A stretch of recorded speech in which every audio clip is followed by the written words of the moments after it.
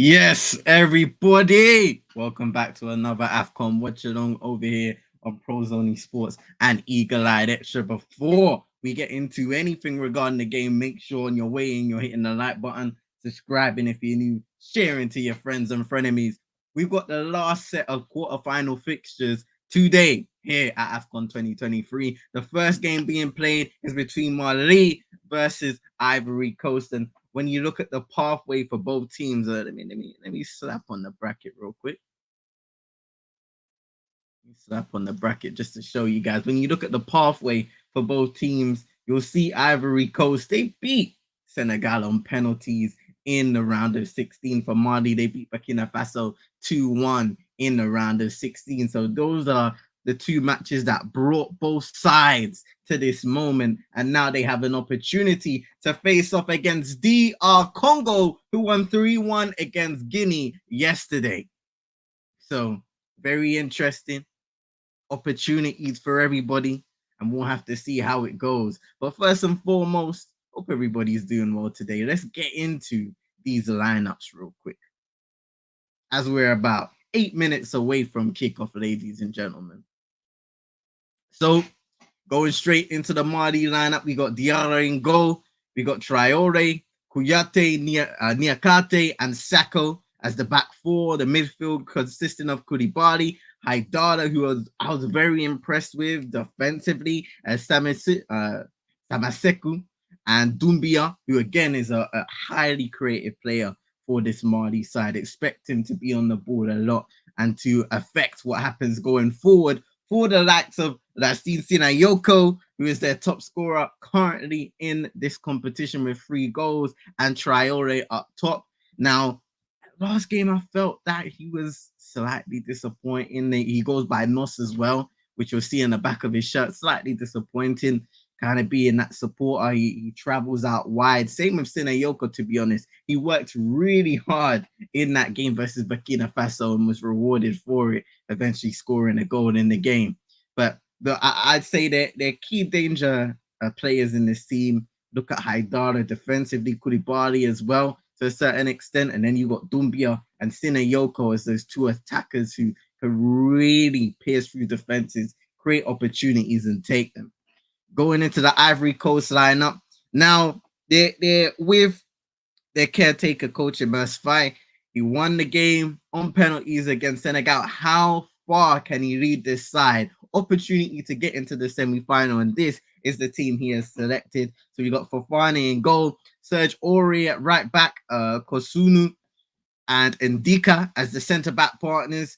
Conan as well at left back. He's a mainstay in this team. Frank Kessie is back into the starting lineup now after scoring the penalty, which brought it to extra time and eventual penalty shootout. Frank Kessie came off the bench in the previous game, didn't start. We've got Seri sitting next to him. Then we got Nicola Pepe out wide on the right-hand side. Max Gradel on the left-hand side. Sekou Fofana in just behind Kwame up top. And this is the position we expect Sekou Fofana to play in to affect the game high up the pitch and utilize his attacking abilities as he did in the opening fixture where they won 2-0 against Guinea-Bissau, Ivory Coast that is, and then they went on to lose 2 straight against Nigeria and Equatorial Guinea. It was a nightmare group stage, but they find themselves in this position in their home tournament where they could possibly get into a semi-finals, and once you get there, you never know what could happen after that. You get to a final, you possibly win the whole thing. So who knows, ladies and gentlemen? Let me know what you think of the lineups in the comment section below. As you can see for both benches, you look at Ivory Coast, you see the strength in names. Guys like Jonathan Bamba, Jeremy Boga, who was starting at the beginning of the tournament. Willie Body, of course, experience or coming off the bench. Ibrahim Sangare, who has been given the benefit of the doubt, but for this game has been dropped, and I think justifiably so. He hasn't really been good enough, hasn't been taking his opportunities. He's been really passive in the midfield for Cote d'Ivoire, so it's probably time to go in a different direction. Sebastian Alea returned to the bench in the previous game, so no doubt he might have a role off the bench. We will have to see. Simon Adingra as well, Brighton and Hove Albion attacker. Maybe he has a role to play in this game as well. You look on the other side, you got Boubacar Traore, Adideng, Sekou Koita, who is a dangerous player as well, and Yves Bissouma, who has been quite disappointing once again in the midfield for Mali. So he's been benched once more. Another opportunity for somebody else to step up, as they have, to be honest. Like I said, we're seeing Samaseku in this one, but Haidara, Koulibaly, Dumbia, those three in the midfield have been really solid, especially in the previous game against Burkina Faso. So you'd expect more of the same once again against Cote d'Ivoire, who, let's be real, they're not, I wouldn't say they have a lot of talent in their side, but they haven't showcased themselves to be one of the best teams in this competition in terms of playing style, in terms of consistency. So now maybe an opportunity for them to stamp down a marker and say we're legitimate contenders here. And to be fair, once you get into the semifinals, like I said before, there's always a chance. There's always an opportunity that you can go all the way and secure the gold, which for them would be a massive achievement, considering how far they've had to come, considering they were almost on the brink of elimination after that loss to Equatorial Guinea. You see Jean-Louis Gasset stepping down, resigning with immediate effect after that game, prematurely, not realizing probably that there was still an opportunity to progress, and they most definitely did. The percentages were low, but all you need is a chance, and anything is possible, ladies and gentlemen. So, yeah, 3 minutes until the game begins. Let's get some score predictions in the comments. What do you think is going to happen in the game? Who do you think is going to go through to face DR Congo in the semi-finals? Later on, we've got Cape Verde versus South Africa. An opportunity to go through and face the informed Nigeria, which you might say are the best looking team in this tournament so far, especially defensively. Nigeria have looked very solid, as me and Roland were talking about yesterday in the stream. And boy, it could be a really nice chance for either side to get into that semi final and see what happens.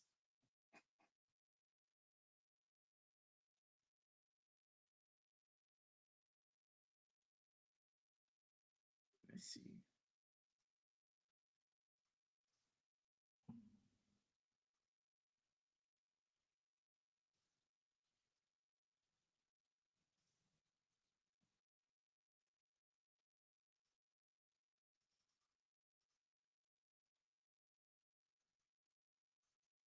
Hmm.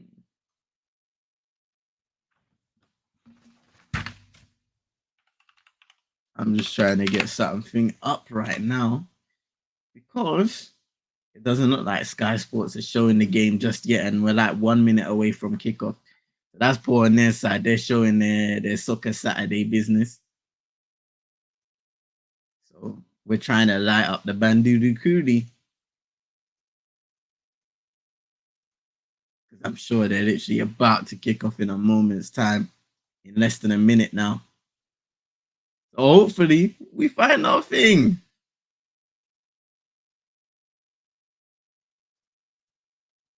If there's anybody in the chat, keep me peeled until I'm able to find a solution. Please, please, and thank you.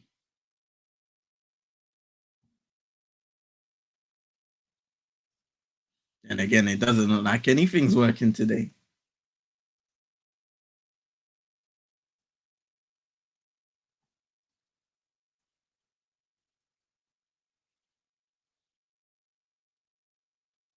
Yeah, they're still showing Soccer Saturday over there on Sky.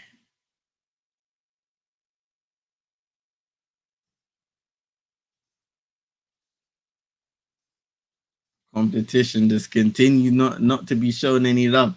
Imagine in a whole semi-final, bro.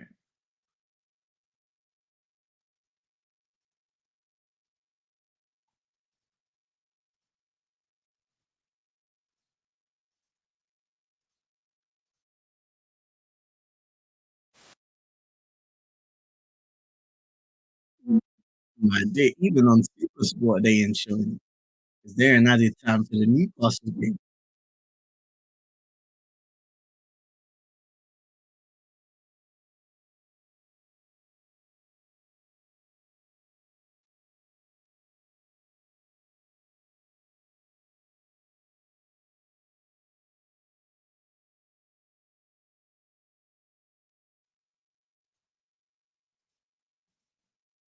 So I can't even catch this game just yet. Anyway, let me see if I can find a light feed for now.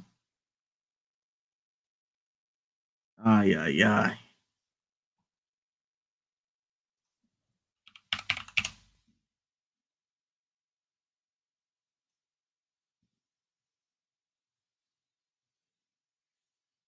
Ah, interesting. Egypt are in advanced talks with Hervé Renard to take over as their new head coach, according to a source in the Egyptian Federation. The reports indicate that negotiations are almost done. All that remains is the financial details.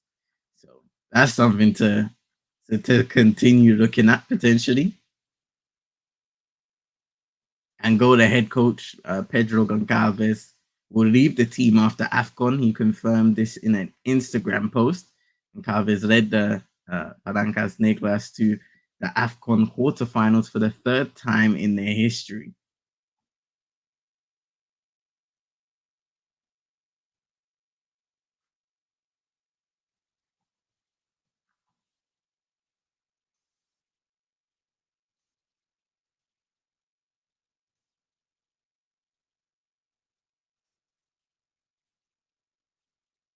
Come on, man. So somebody, I cannot believe this. The game, let me see. I'm sure the game has begun anyway. Yeah, it's begun. We're in the third, fourth minute now, according to Google, and nobody has a feed of the game because they're showing the Premier League instead. Yeah.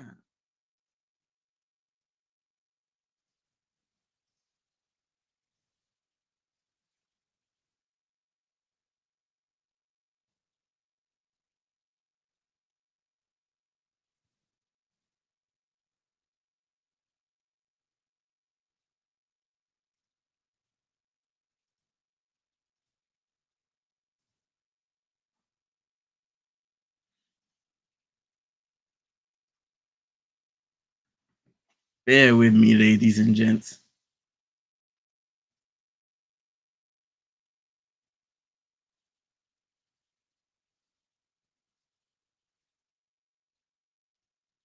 Super Nick. Hope you're doing well. Hope your day's been blessed. Appreciate you coming by each every time. Well, yeah, I'm just seeing now. So the footage is kicking off at quarter past on Sky.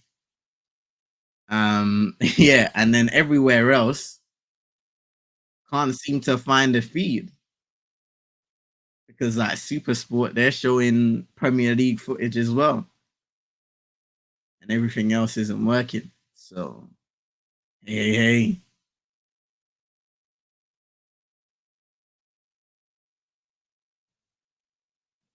But that's how it's going right now, at least. I'm just trying to find something, and I'm getting absolutely nothing. Big ups to everybody inside once again.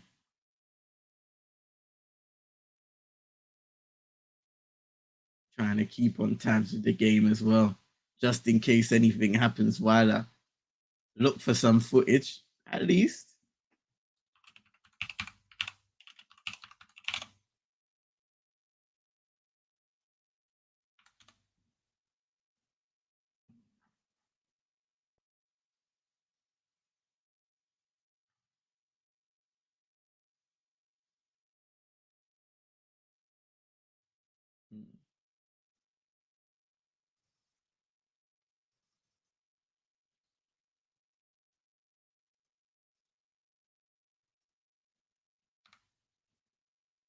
Yeah, right now we actually cooked.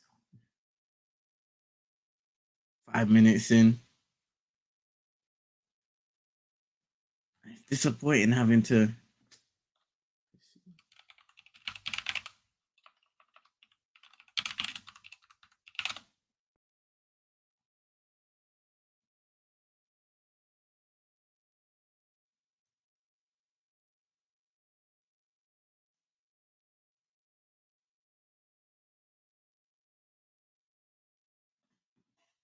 Yeah, it's only on Sky. Only on Sky in the UK. There's nothing else I can do.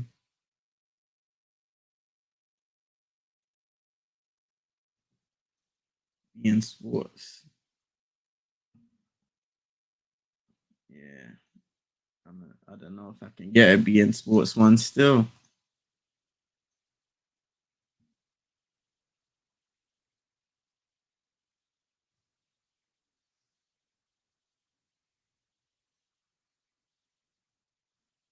Hopefully this one works.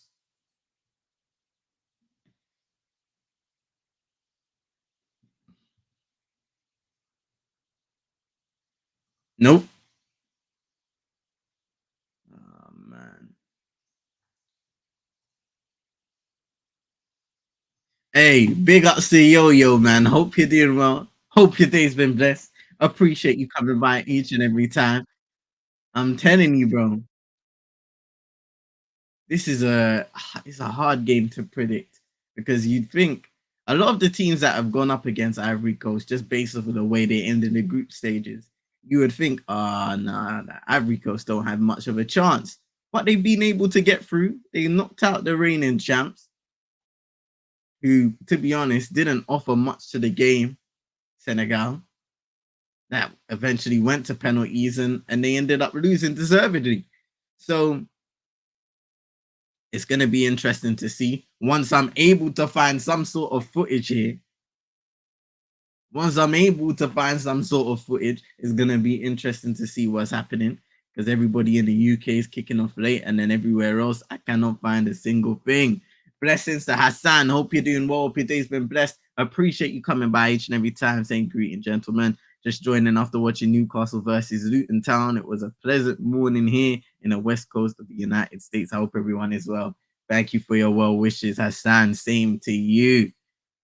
Hey, Lil Marty is in the house. That's it. Lil Marty is in the house. Shout out to Drizzy. Hey, if Ofori didn't screw up, Ivory Coast would be home already. And that's the thing, you know. When you think about those fine margins, those small things happening in games, massive permutations. The footage ain't footaging, boy. I'm telling you, every single where. These men are on Sky Sports Football. This is the thing that I don't get. Yeah, on Sky Sports Football, they're showing Gillette Lab Soccer Saturday, which is shown on Sky Sports News if you're in the UK. Why do you have to show it again on Sky Sports Football? There should be a penalty for Marley. Hey, big ups to Drizzy for keeping us on in the loop, man. Because I'm out here struggling. The streets are struggling. By the way, Ronan should be showing up soon. He said he'll be a little late for this one. I don't know if he's been able to find something, but I'm out here searching. Searching.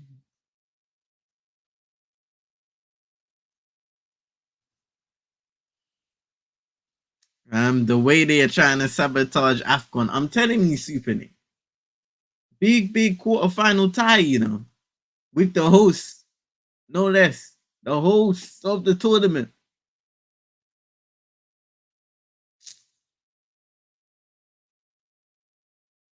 And we can't get no links for it. No links at all.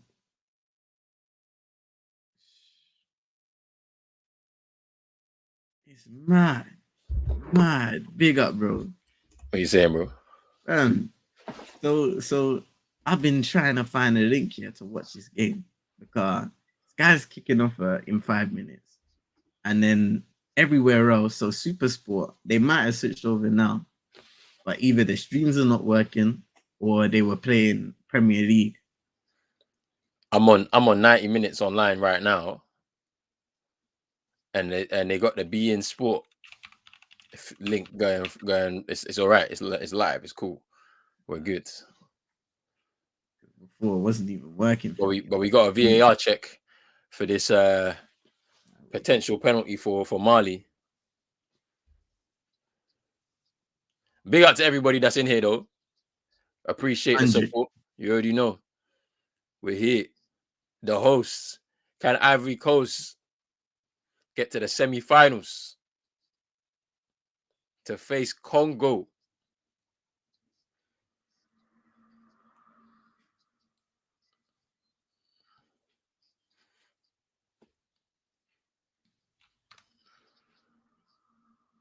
They're still checking this VAR, you know, for the handball. But I wonder, are they going to give it? Yeah.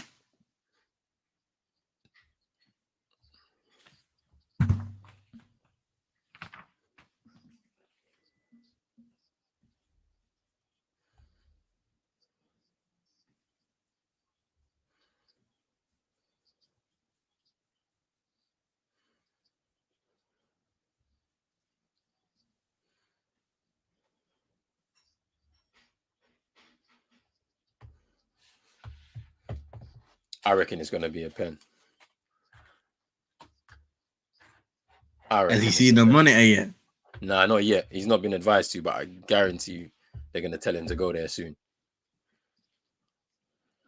Really saying there's 3 options for a penalty, 2 handballs and a slide tackle. Trust me.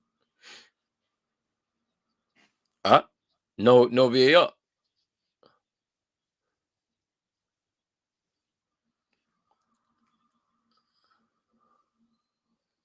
So he's holding onto the ball now. Confusion everywhere. Okay, he's going to the screen.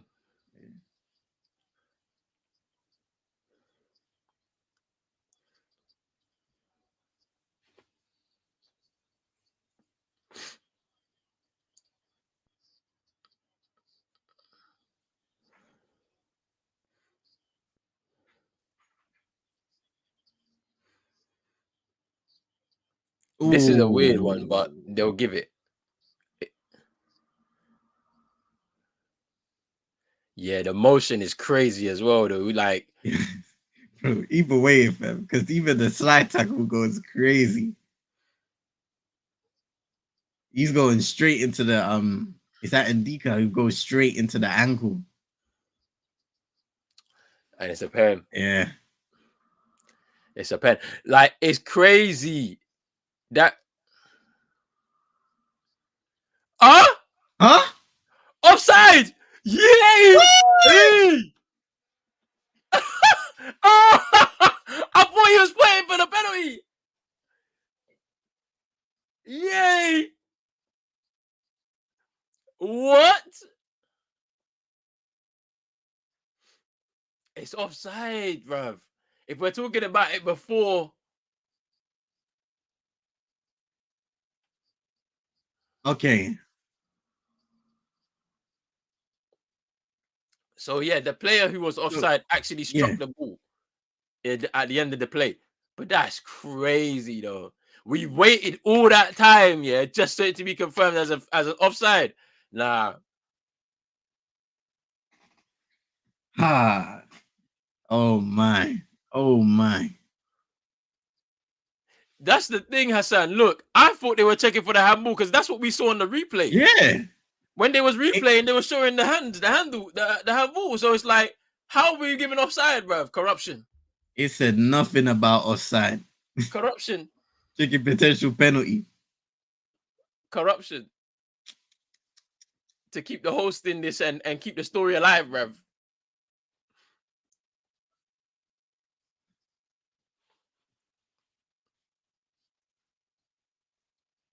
And furthermore, why is it taking so long to make that decision in the first place? Because he was clearly offside when you're looking at the replay now. But we weren't directed towards that as That's the incident. We were directed to the handball as the incident.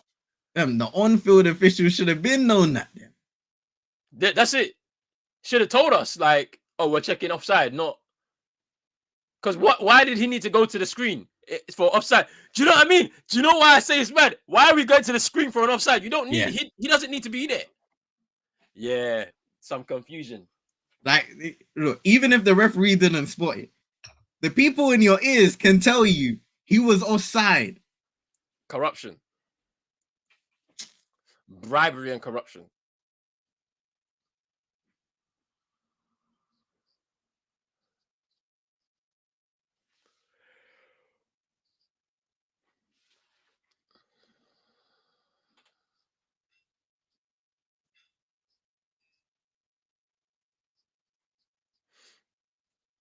Hey, is it? Oh, that's a pen. Oh, he said it. Is it a pen? Yeah, it has to be. Yeah. He's It's a giving him a penalty. yellow. It's That a is penalty. horrible. It's a Horrible by penalty. Kusunu.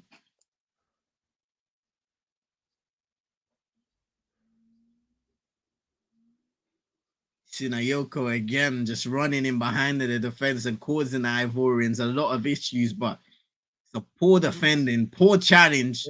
Center back, but you have number 7 on your back. Please, let's stop this, man. Please. Hold a number 3 or something like that, man. Because bruv, he's misjudged the bounce, and then yeah, man's goal side of you. He's goal side of you, so there's nothing you can do. And look how clumsy that was. And he acts like he didn't do nothing. Look at that. Crazy. I can't believe that he's arguing. When he takes out both of his legs after slipping. Like this, come on. Come on here, man. That's crazy. So after being denied a penalty in confusing circumstances a few minutes before, Mali have an opportunity here to take the lead. I'm telling you. Center back with a number 7 on your back. Look at the way he's playing, bro. He's the one that was the handball. Kusunu with the handball, and then look at the foul here. He's not a center back, bro. I'm sorry. Mali about to score. I hope they do.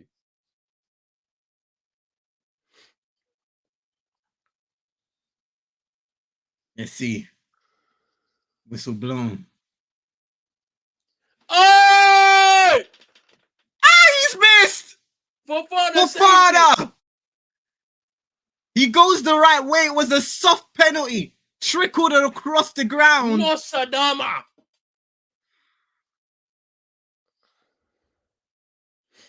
It is a poor penalty.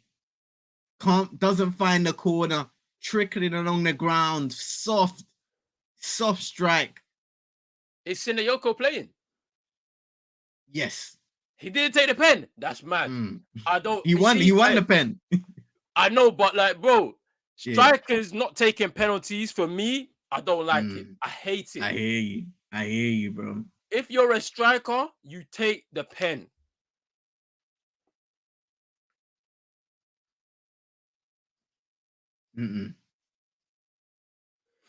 They're trying to keep this story alive, man. The Ivorians. Even for me, it would have been Sinayoko or Kamori Doumbia. Yeah. Doumbia should have taken it, maybe even. That's crazy.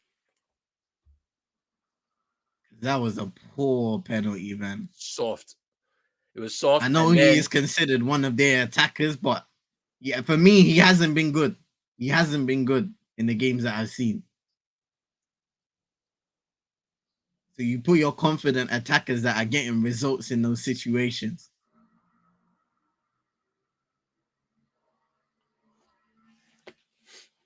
Hey, son, what is that? He missed. You know, little Marty, he's stressed. He's stressed.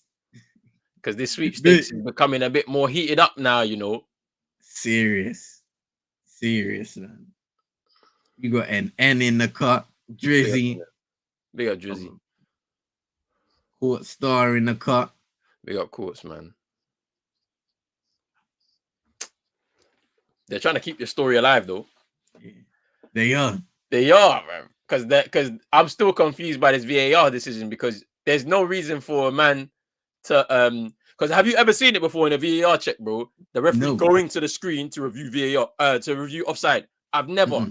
They just tell you in the ears offside, and then you'll be like, you blow the whistle, you go. And another insane thing. Offside. Where were the linesmen? Because those people are in line with those situations. How do you not spot that? Brother, you just flag, bro. You just gotta wave the flag. It's done. It's crazy. Man.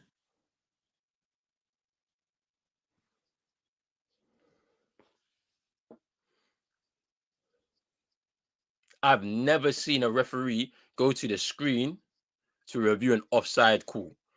They tell you in your ears. Yeah. And that's simple. It. He'll just go like this. VAR, put his hand up, points to the thing, it's a goal kick or it's a free kick or whatever, and we're done. Like, we can start again.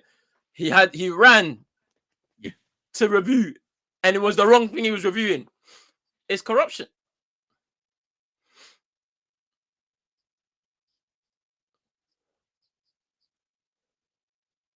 They just probably made a whole load of mistakes, and then they realized in the footage and didn't want to switch it over, so they said, "Oh, it's offside." Brother, did they even draw lines for us to see? They didn't. They didn't even draw lines. We were looking at the offside, man. Corruption, bruv.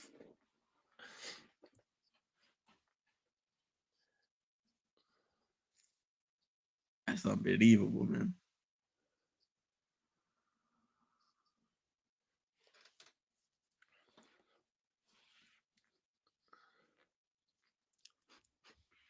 Against Burkina Faso, you saw Niakate and Sako on the left side. Centre back and left back worked really well. Sako got forward a lot of the time, and Niakate was able to distribute the ball further forward and affect the game and higher up the pitch. Man, yeah, again, just I joined the ops, bruv.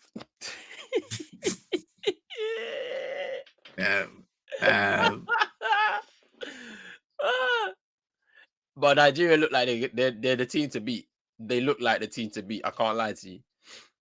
Just based off of what we've seen so far, they've been the strongest team for me. Defensively, athletically, and that's what all they need to do, because I don't think they've really come out of at least second gear. They've just been able to get their goal, defend well, and secure the victory as they did against Angola. Brother, a Mali player took out 2 of his own players, brother, with a slide tackle. Nah. Ivory Coast is finding it hard because Senegal just defended, but Mali is coming out more. That's why I hope is going to keep this game interesting. Keep both teams honest.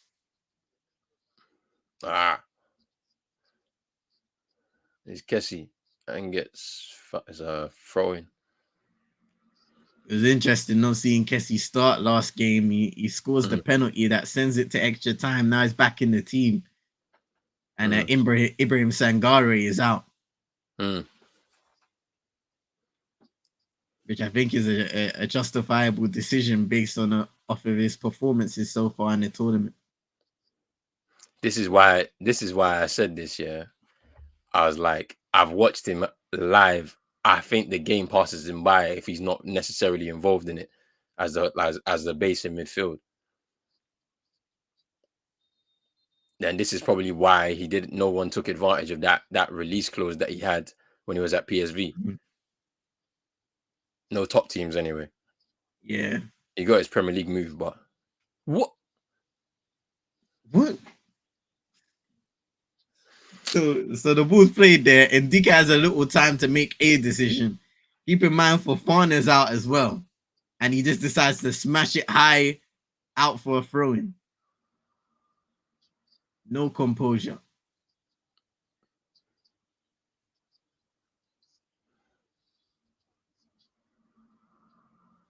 I'm trying to think. Did Diamande get injured?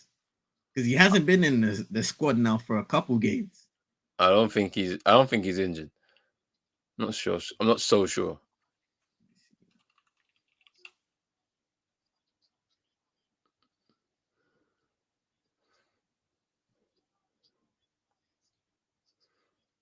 Because it's interesting that he's not been a part of the teams recently. Because to be honest, his start was very poor. And it's probably like a lot of pressure to put him as, that starting centre back.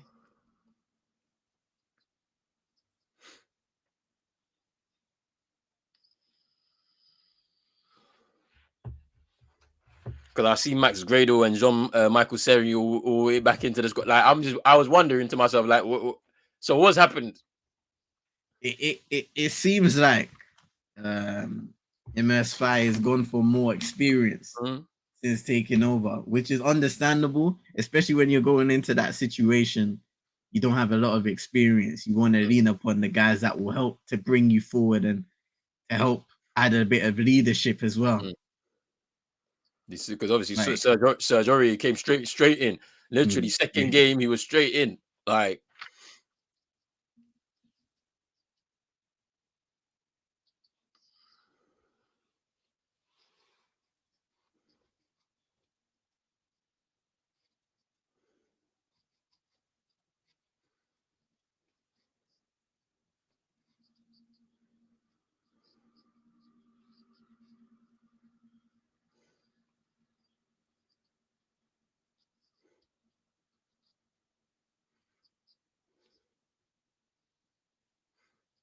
I can't believe Marley missed that pen, you know.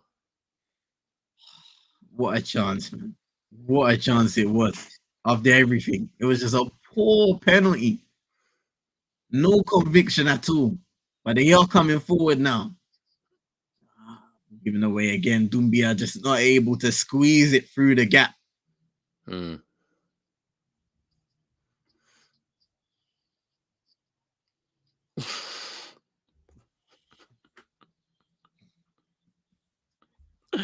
Drizzy saying, I don't think Ghana's beating Mali in World Cup qualifying. I don't want to go to the World Cup, so let's stay at home. Give the spot to somebody else. And DK, you never think he plays at Roma with some of the things these guys come to Afcon and do. I'm telling you, bro. As soon as they touch down Africa, everything goes out the window, fam. Ooh.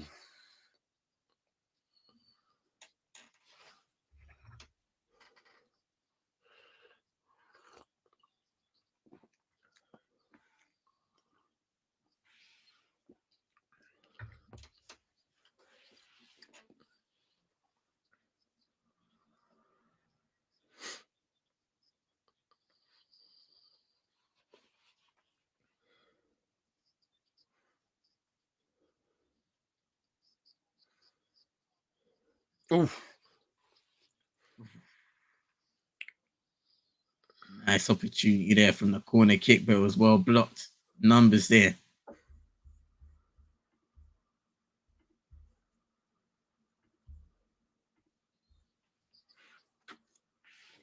Max Gradle down. Heavy tackle there.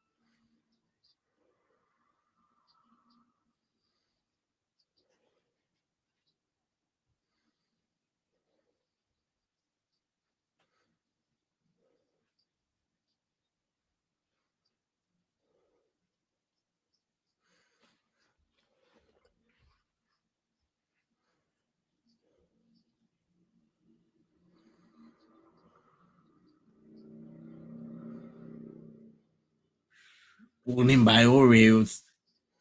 Not well dealt with, but they'll come away with it now. Ooh. Oh, that's nice there. And sat up inside the area. Pepe swang at it. It was blocked.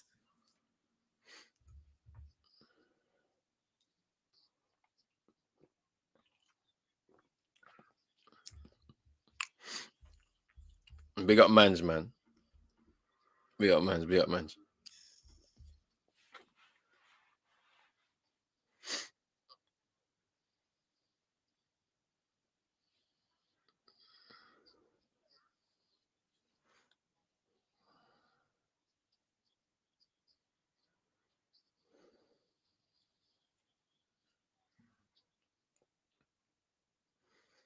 Oh, it's Sinayoko driving inside and plays it across an easy claim for Fani in the end. They haven't beaten Ivory Coast in 24 attempts. The last Hey, time they beat them was in a friendly in 1989. What? imagine. Brother. My stream is broke. I gotta change streams, bro. My one stopped for a second and they put back on. Yeah. No. The thing is cooked, bro.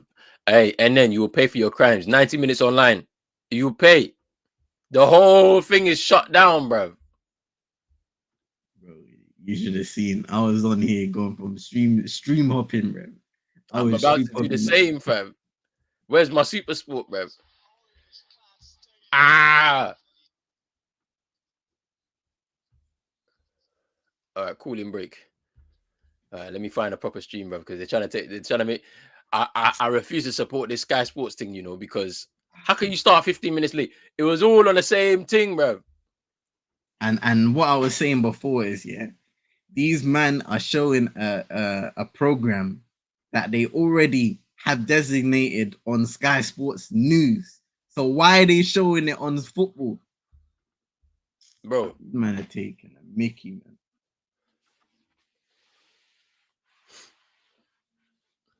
bro,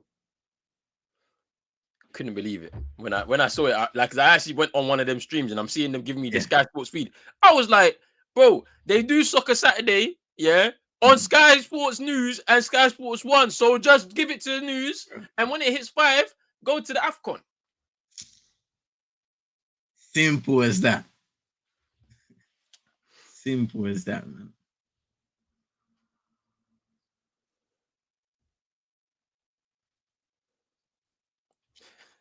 Uncle was not happy, bro.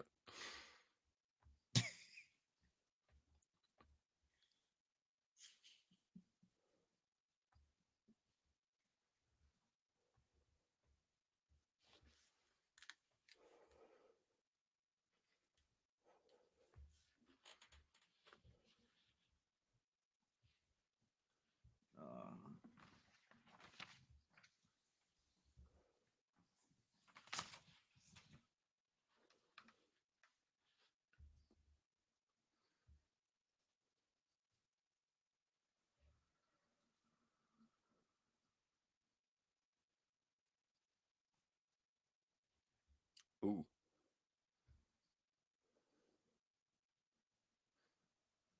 Kwame booked. No, it's cooked now.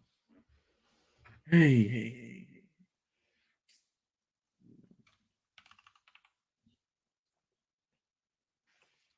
Niakate down.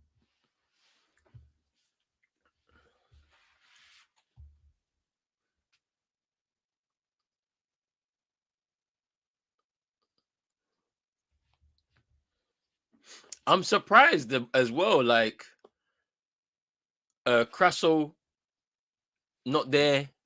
Yeah. Like, started off the tournament on fire. My stream has gone down. Yeah, that's what happened to me. And look, Crasso's not even on the substitutes either. So there's been significant changes of guys being plugged out of the team, plugged in, plugged out of the team. So many changes Ivory Coast have made, and of course they've gone across 2 coaches now in the tournament. But it's very interesting. Okay, Super Sport. We're there.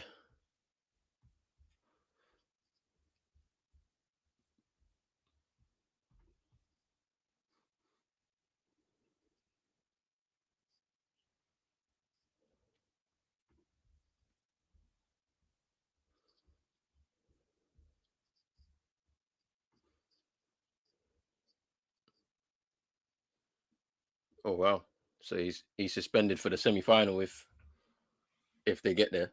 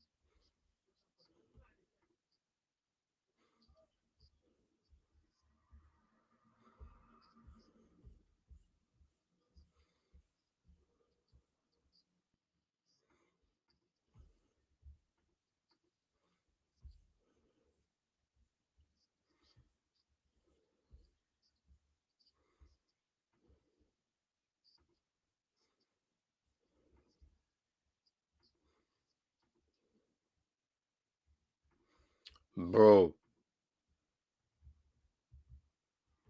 my stream has gone down again. I'm telling you, they're giving us a hard time out here.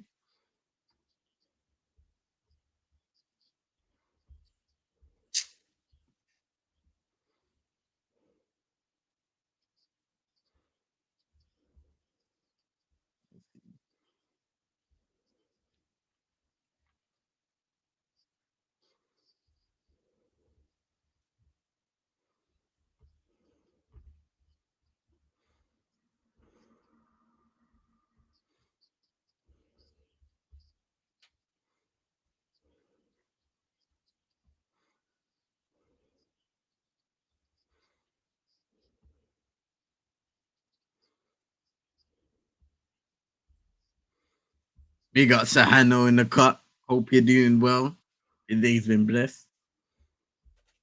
South Oh, the Africa stream. playing later on. Hey, the stream keep Ivory. going down, fam. They're trying to shag us, bruv. Might have to travel to the ups, you know. Oh man.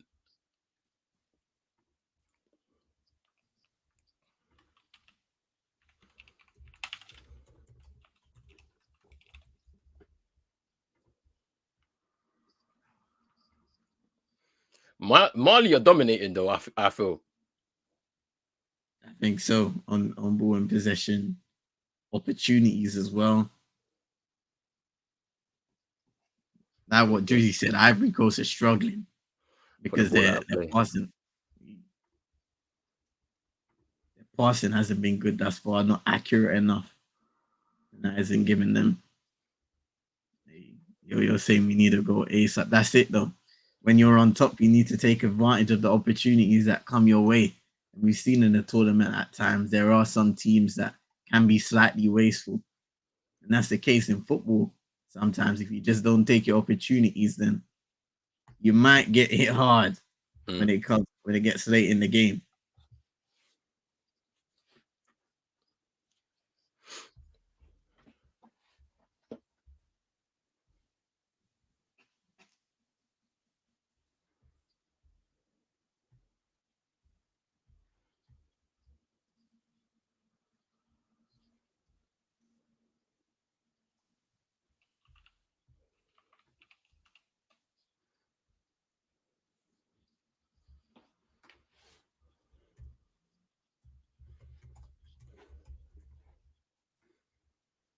Bro, this stream keeps buffering, bro.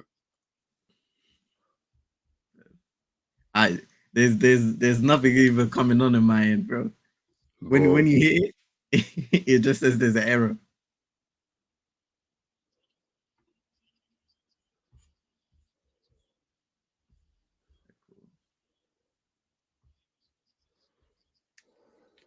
Nah, I might have to tune into this thing for now. It's the ops, but it is what it is. Nothing else is working.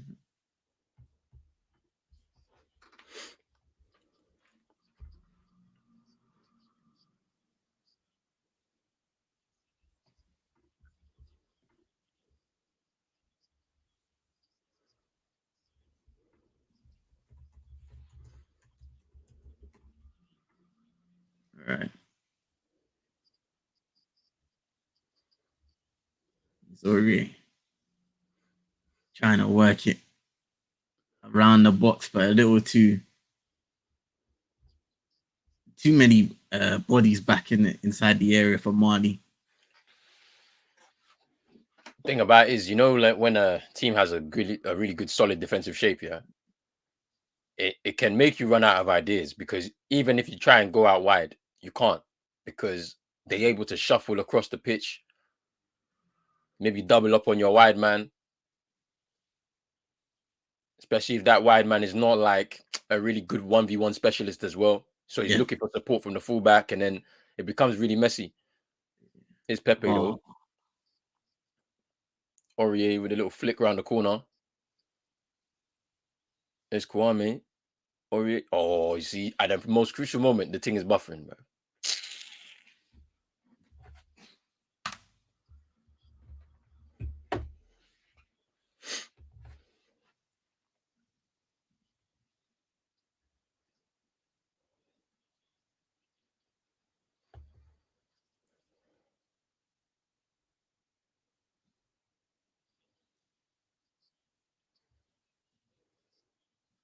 Yeah, so Segu Fofana had a good opportunity just now. It was well worked by Ivory Yeah. Coast on the right hand side, and as it was just passed back to Fofana at the edge of the area, he did not get the strike right at all.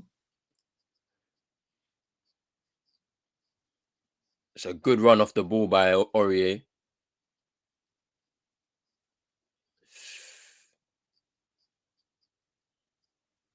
Yeah, it was a wild shot, man. Like he was leaning back a little bit. You can see what he wanted to do with it, though. Yeah.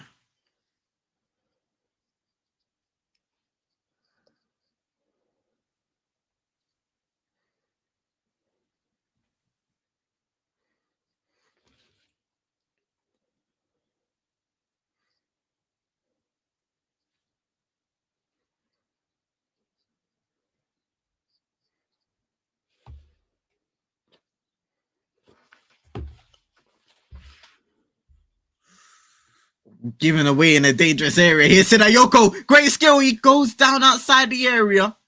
And oh, red card. Second yellow for Kosunu. A second yellow card. Ivory Coast are down. So Mali are down to 10. Yeah, Ivory Coast are down to 10 men. Mali have an opportunity here outside the area. As Sinayoko goes down. But it's a nightmare first half for Kosunu. Gives away What the penalty. he got booked second yellow. I didn't see it. Yeah. Because he got booked for the penalty that he gave away. Okay, I'm about to see this right now, bro. I'm behind. That is so silly, bro. He's literally just flicked his leg out, bro. Mm-hmm. That is so silly. So now man just brings it. Nah, you see what I told you about this man, bro. I told you. A number 7 centre back. It'll finish, bro. But you see, look at the way they give the ball away as well. I think I'm just saying it's Seri, but you know it's been a disaster class of a first half for Kosunu defensively. I hear what Drizzy's saying. Seri's giving the ball away, fine, but that is not that. Like it's because look, he has another man there, so you don't even need to look at what he does. He flicks his leg at him. He swings his leg at him. Yeah, because I know he's turned him.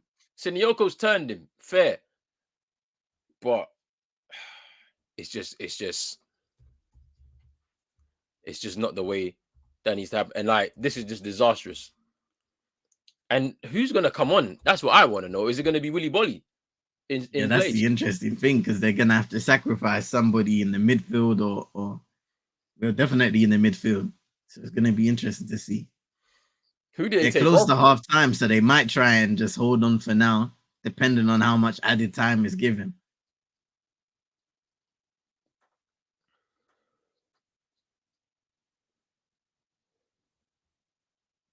No, Auntie is gassed, bro, because of the record. Nah.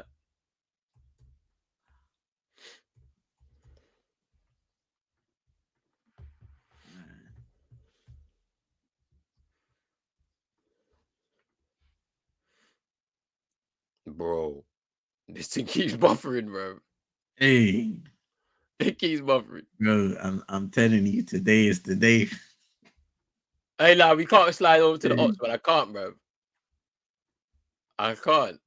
All right, let's see what I'm gonna just go on another one of them streams, man. Stream hopping, you know, just before halftime as well, you know. This is peak. All right, we back.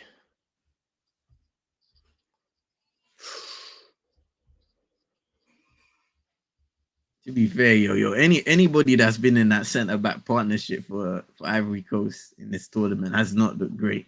Yeah, you're right about that. For sure. Like they've literally struggled in all aspects. From that perspective. I think I mean, as I said, I don't understand why Eric Bailly wasn't called into this squad. It doesn't even make sense to me. There you go.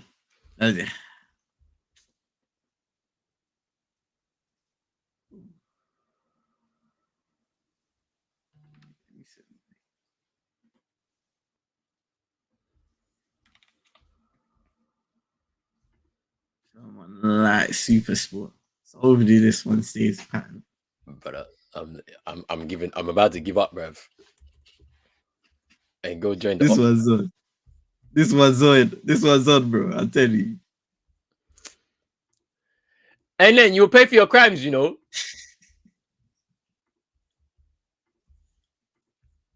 I'm just, hey. All right, we back. And Drizzy mentioned it earlier. There's been quite a few yellow cards. Norse, Kwame, Aurier. So Pepe is being sacrificed. Wilfred Singo's coming on. All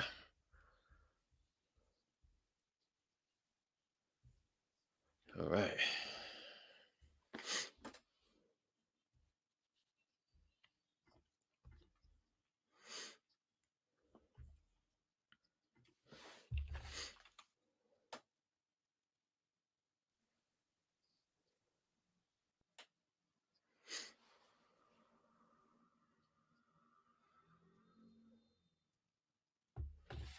It cooked.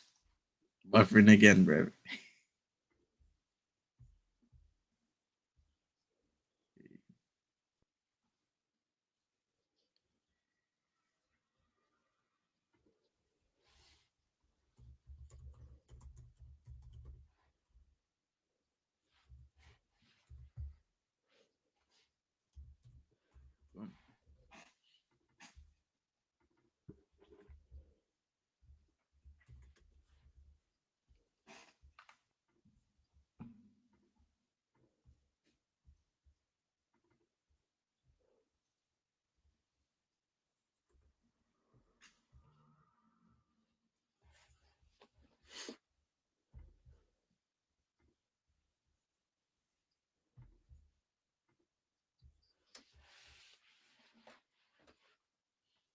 Yeah.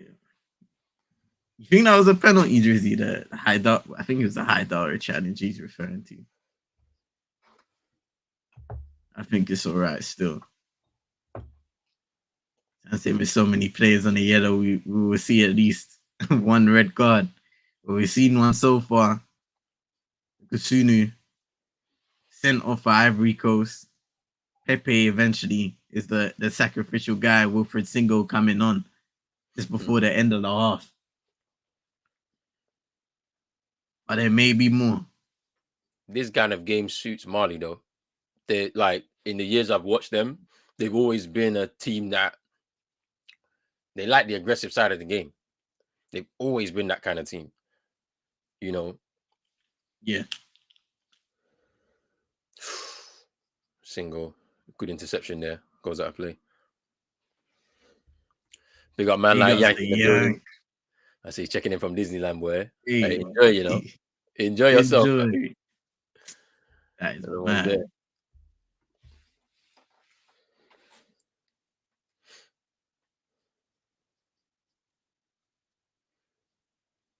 But you know why I understand why they were wanting to go young with this Ivory Coast team. There's not much quality in terms of their more experienced players, if we're being totally honest. You look at Pepe, you look at Max Gradle, he's old now, man. This is what his 8th Afcon now. Like he's getting on. What is he, 35, I think. 35, 36. Like you got Seri, who unfortunately is not. Ooh, that handball. Seri's career has kind of dipped since that big rise that he had as a younger player. Serge Aurier, I mean, you already know my take on Serge Aurier, fam. He's yeah, you know what I mean. And so, but they do have some good young players, and it's like I don't think this was gonna be the tournament they was gonna do anything in anyway. I think they're under pressure though because of them being the hosts. How the crowd, because when you think about how the crowd reacted after that Equatorial Guinea game, virtually booing them off the pitch, thinking they're going home. Head coach steps down. A caretaker comes in because somehow they miraculously survive in the competition. I think there probably was massive pressure to say, listen, you have a second chance here. You need to perform. So, yeah, you understand it, but at the same time, it's like, are you kind of sacrificing the experience that some of your younger players could have got in this scenario Yeah. for senior players who may not have a long time left in their international careers playing him? Yeah, And see, more so should be guys that are mentoring some of those younger talents. Drizzy saying the Senegal game fooled them. Like I like me personally, I knew, like, you always have that feeling if you're the host nation as a supporter, you'll be like, we have to get to the final, we have to win it on home soil. All of us are here supporting the team, but ultimately they're not on that. They're just not on that level just yet to be able to say that they can all carry their country to the victory. Like, they're just not on that level. Like, they could be in a few years' time when some of their younger players start to become more experienced, but right now, no. We saw it in that game, that opening game against Guinea-Bissau. Like, they won that game 2-0. They were playing some really good stuff, but defensively they were still very shaky. Like, so yeah, it's just pretty interesting. It's been a pretty interesting first half. Loads of incident, but no. I mean, Mali should be 1-0 up with that penalty that they were given. They should be 1-0 up. I don't care. Now they've got that one man advantage as well with Kusunu getting sent off. What a horrible first half for Kusunu. Like, and has he played at any point during this tournament? I feel like this is his first game of the tournament. You see, this is the thing I hate about, like, it can work at points, but most of the time it's gonna be disastrous. When you play a player for the first time at this stage of a tournament, if they're not switched on, this was what could happen. Because you have 8 games if you're gonna get to the final. You have to have some rhythm. Yeah. Do you know what I mean?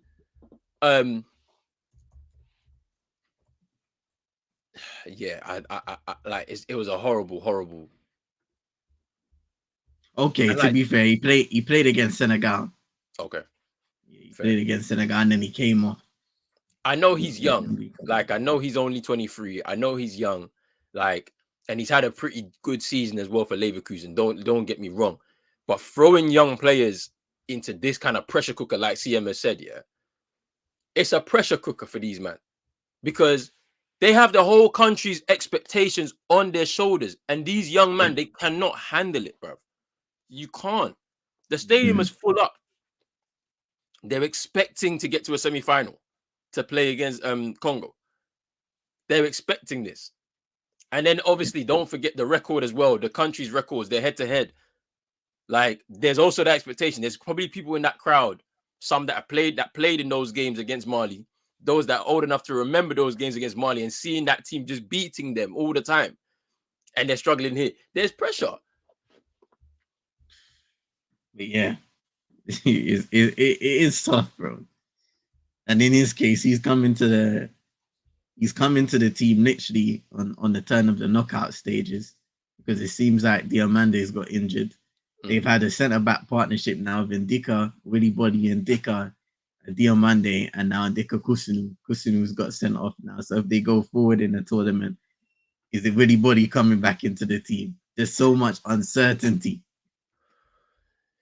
But this is what I'm saying. The story is there for them. The story is there for them. If they do it, it's a story. But it's crazy when you're watching it in real time. You're just like, wow. There's an expectation that I don't think some of these young guys can handle just yet. I think they have. Yeah, I don't know. I think maybe as a country, they've maybe tried to shift out some of their experienced players too early.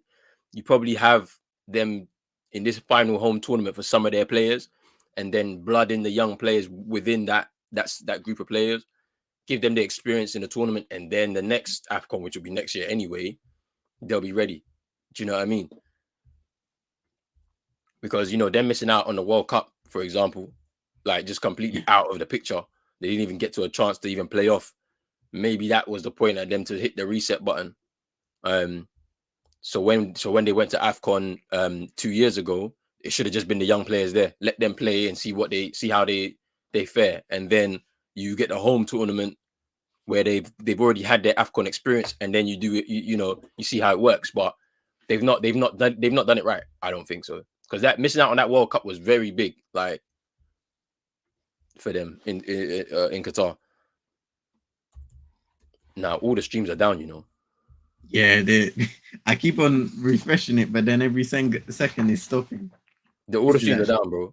Like literally, wow. I've tried like 5 just now, gone. 90 minutes online, none of them are working. I don't want to do it, but I have to, bro. It's Pete. Man, that's Come on. it. Postpone it. Postpone the boycott. These Big up, waste men. big up, Super Dick. Problems for the host.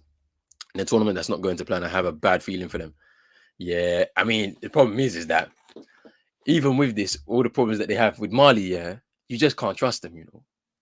You can't. Yeah. They should be 1-0 up. They're even going to have a man advantage in this second half, yeah.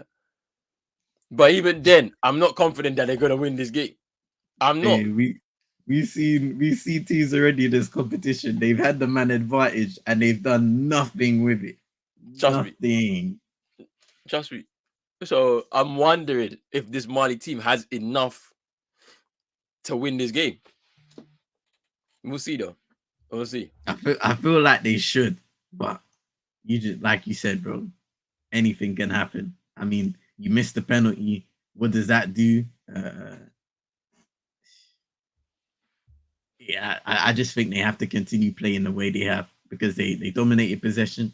To me, they had the more valuable possession in the first half, just about edging it. But in attacking areas was where they did most of their danger, getting in behind of the defense with the likes of Sinayoko, Dumbia being a threat, playing balls in behind as well. So they just have to continue doing what they're doing, getting into those areas, drawing fouls, which looks like could be a plausible game plan with the temperament of their opponent's defensive setup. Mm-hmm. So now you've got Ndika, Conan, Aurier, Rufus Singles come on. So it's going to be interesting to see how he responds just coming on before halftime. How is he going to slot into the game? Mm.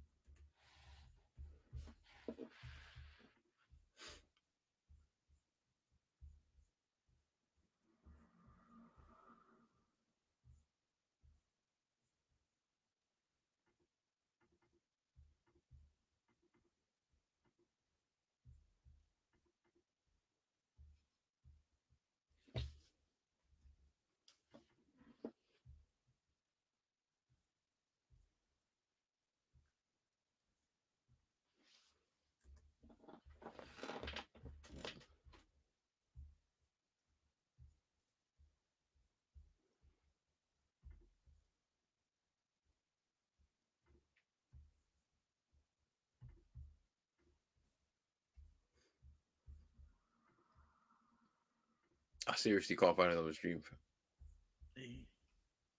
I think it's cooked, bro. I'm telling you. They shut the operations down, fam. Let me try this one. Bro. Won't even let me press play, bro. They secured the IP, fam. Secured the IP. They said, nah, not anymore, big man.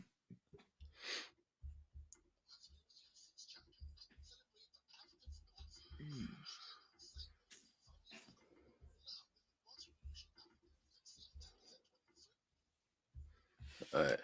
I've got one, but I don't know where it's gonna take me, bro. Man might be watching South African League right now, bro. Who knows, bro?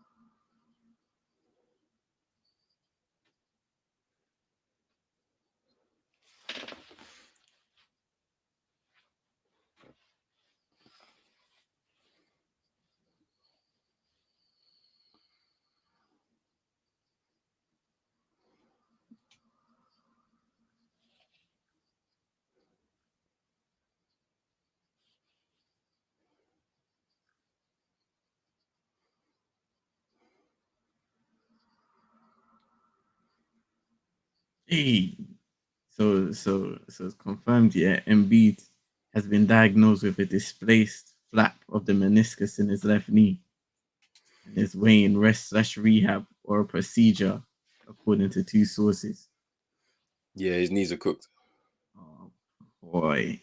His knees are cooked. So I remember I told you if he misses 9 more games, which he's like, I think he's missed 2 since I said this, or 3 since I said this, then he's going to be out of contention for regular season awards. Like, so Yeah. that MVP, double MVP, that probably won't happen this year. I don't think. And it's mad, right? Because I was watching one of Draymond Green's podcasts, and he was criticizing the thing, right? Because he was like, at what cost is it gonna take? Because you have Joel Embiid coming into regular season games when he's not fully fit, and then he gets re-injured, possibly gets worse, and that affects what he can do in the postseason. When you look at the trajectory of his career and how it's gone thus far, it's kind of gone in that direction where he's gone hard in the regular season to try and do well. And then when the postseason comes around, it's like things don't work out. He gets injured, he has niggles, so he's not able to play to his full potential. So I think it was happening with Tyrese Halliburton as well, where he was criticizing the rule of you have to play a minimum amount of games to be there. And at the end of the day, it affects people's money, innit? So they're gonna want to come back to play because they don't want to compromise the money that they could make at the end of the season if they're not in contention to win MVP, DPOY, or even All NBA, these kind of things. So it's an interesting conversation and a direction the NBA have decided to go in because they've modeled this whole rule around the fans.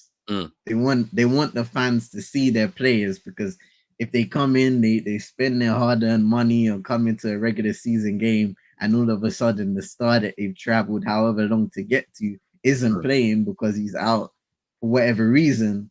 It's disappointing for the fans. But what about the players now? How do you find that balance? It's interesting. Yeah, because it's like they kind of treat the players like property. I think in the NBA, like I can't lie to you, they act like these guys ain't human beings, man. You know what I mean? Your body will break down if you don't treat it and rest it properly. Like, so it seems like that's the direction of where a lot of sports are heading to, man. Where it's just like you are the property of who you're playing for. You have a contract signed with us. You're gonna do what we need you to do. You know, whether it works to the detriment to you, it always has to be the benefit of us, the organization, at the end of the day. And it is sad. It is sad. Yeah, some changes I think being made. that's the turn. Sorry, bro. Nah, I didn't mean to cut you off in it. Like, I just see some interesting changes coming for Ivory Coast. But yeah, bro, like it's a weird conversation when we come to when we talk about sports injuries, resting, you know, and stuff like that. But yeah, I think we'll discuss more when we get back to the big three and that. But yeah. So Willy Bolly Sebastian Allaire. They're going for it, Firepower. They're going for it, They have to. And you see, this is what I like. I like the reaction by the coach, because he could have easily said, "We're gonna try and hold on. We're gonna try and defend as much as possible, and try and push it into extra time, penalties, whatever." No, he wants to win this game in front of the fans, and that's the way to do it. Make some positive changes, even with the man down, and see what happens. Because I think the fans will appreciate an effort from the team where they're going for it and maybe lose, because you'll say that, yeah, we were a man down. But so I know Kwame definitely off with Haller on, and Serge Aurier off for Bolly. Interesting. So I think Single will probably switch to right back. Mm-hmm. Indika and Bolly will partner each other in the center of defense, and then obviously it's like for like, Haller for Kwame.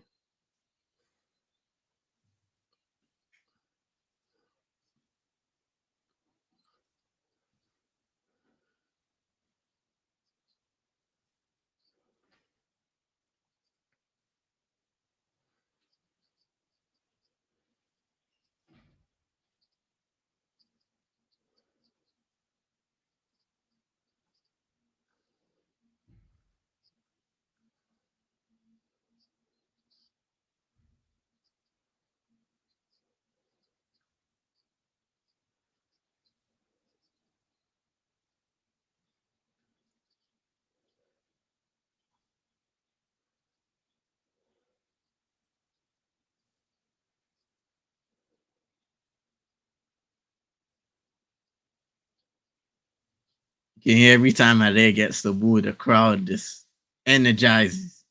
It's going to be interesting to see what he can do if he's presented with an opportunity in front of goal. Yeah. No goals in the Bundesliga this season. Yeah. Which is interesting. What a story it would be if he could get a winner for Ivory Coast in this game. Oof. Oh!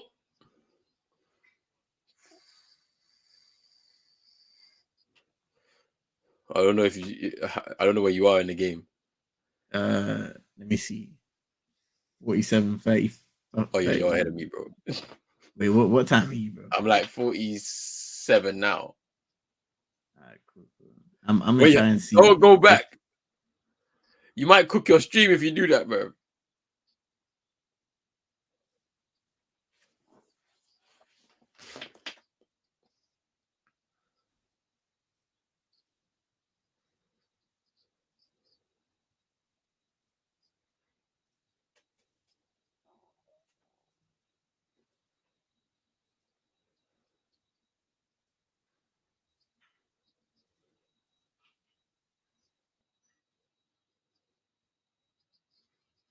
Ooh.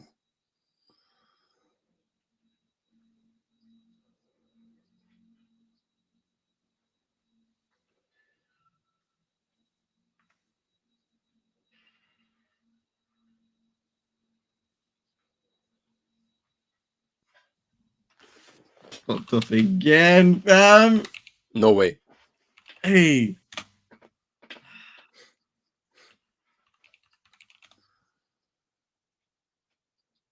These men will pay, fam.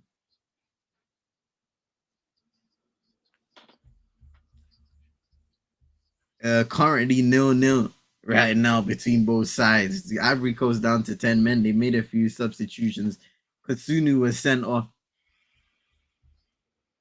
after a second yellow card, bringing down Sinayoko twice in two different scenarios, giving away a penalty that was eventually missed by Nos for Mardi.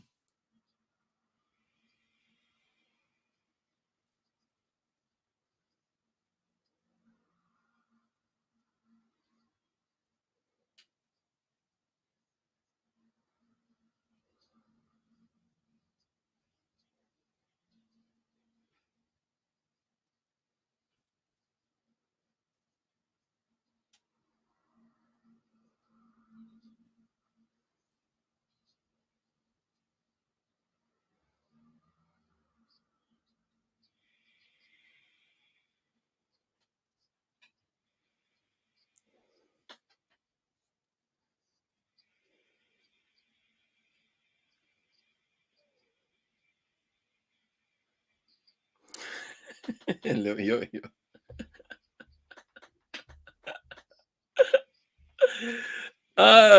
You better hope you win this game, boy. I swear. You better hope you not win this game, bro. Hey, it's burning, man. Burning. Chest is burning, man.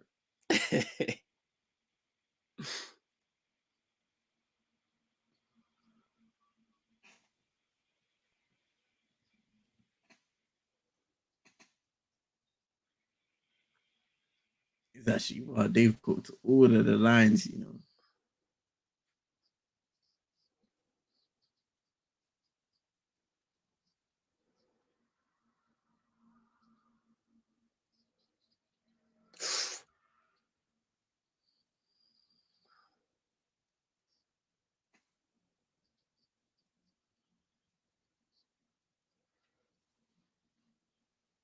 Haidara with the shot parried away by Fofana.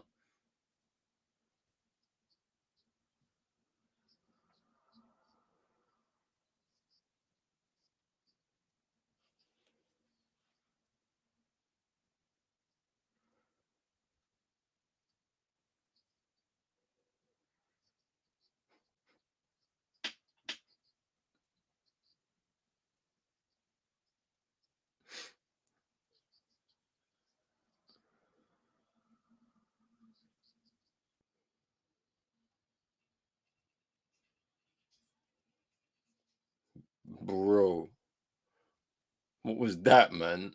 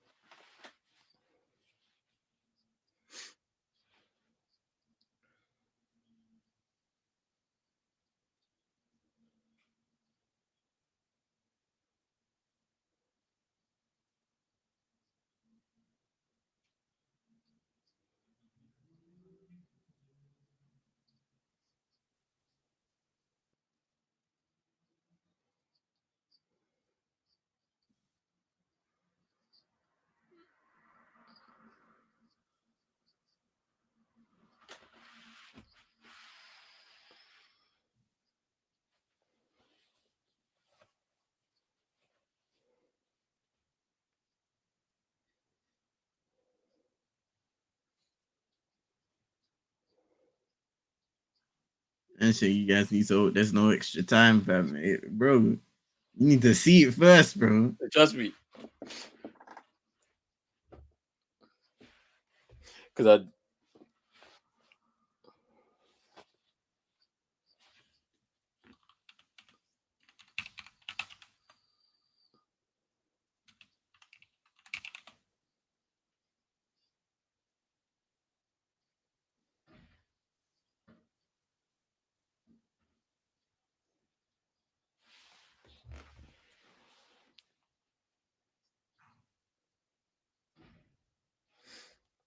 I know I got you.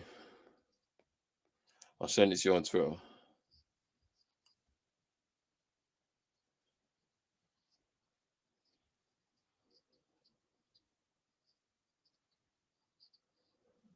Yeah, I'm gonna have to go to the ops and speak.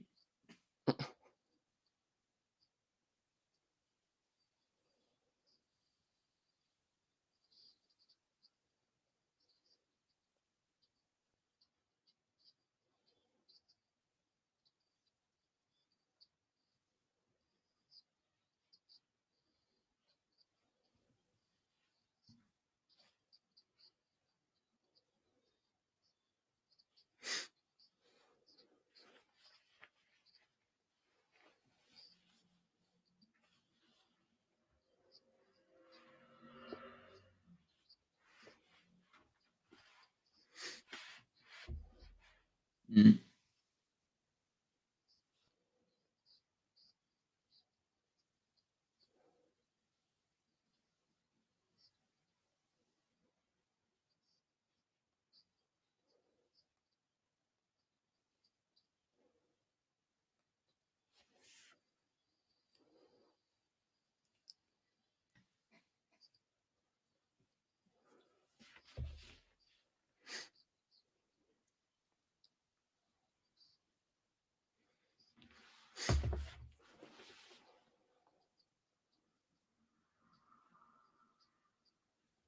far and knocking it long.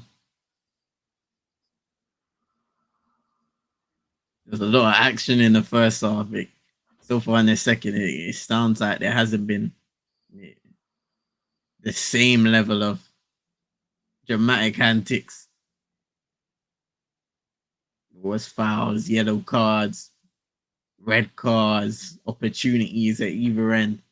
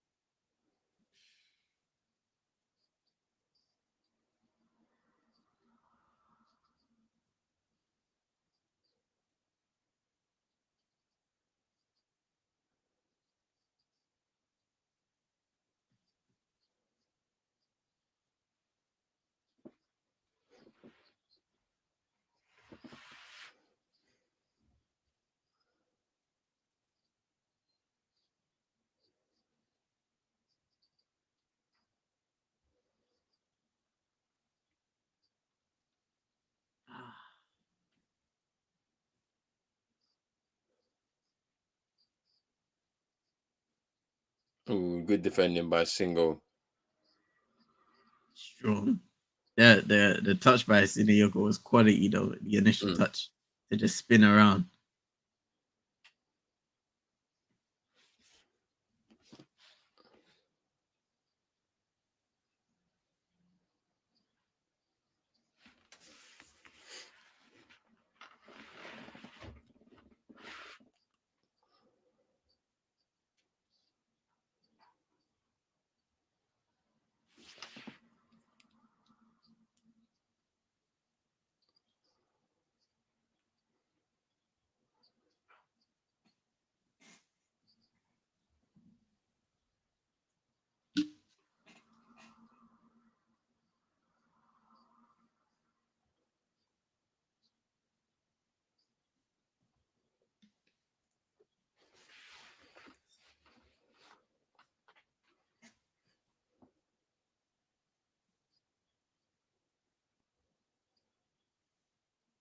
Still just over 30 minutes remaining in the fixture, but the way it's trending, you feel like extra time may be on the way.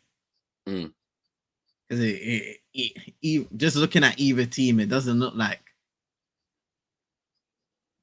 somebody's ascending to get the goal. And that's even more disappointing on the side of Mali because you feel like they could do so much more with the ball in possession, knowing that they have the advantage in this second half. And they just haven't had the quality.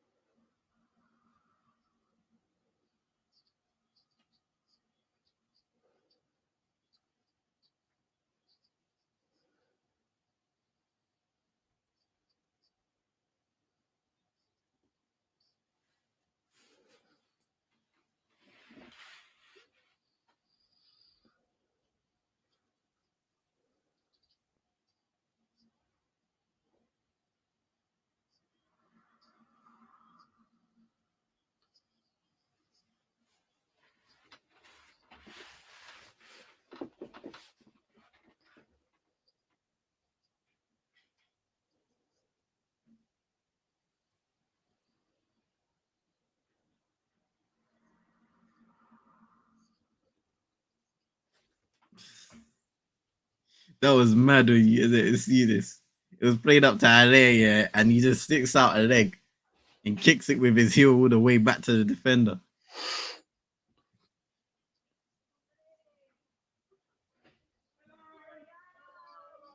That's insane. It in game without any energy from either team. Need a goal soon to spark it to life, but will it come? Hopefully. Hopefully. I'm not hopeful, bro. This is like Hey, yesterday, bro. Well, I'll say this now.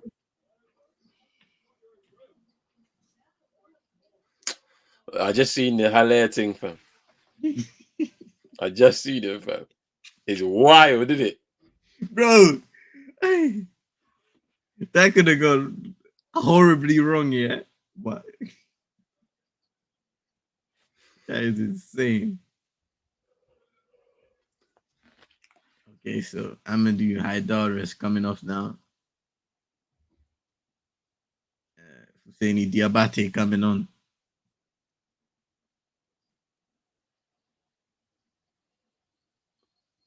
And then he's coming on for Adam Nos.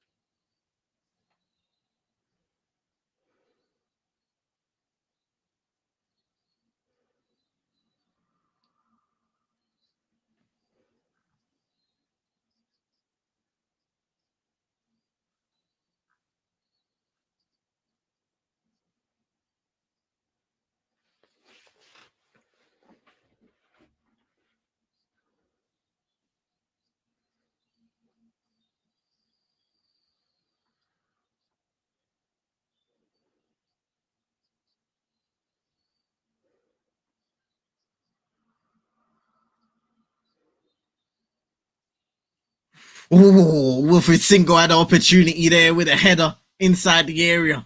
Cross swung in, but it was blocked. Once again, just a lot of bodies in front of goal. It didn't even get close.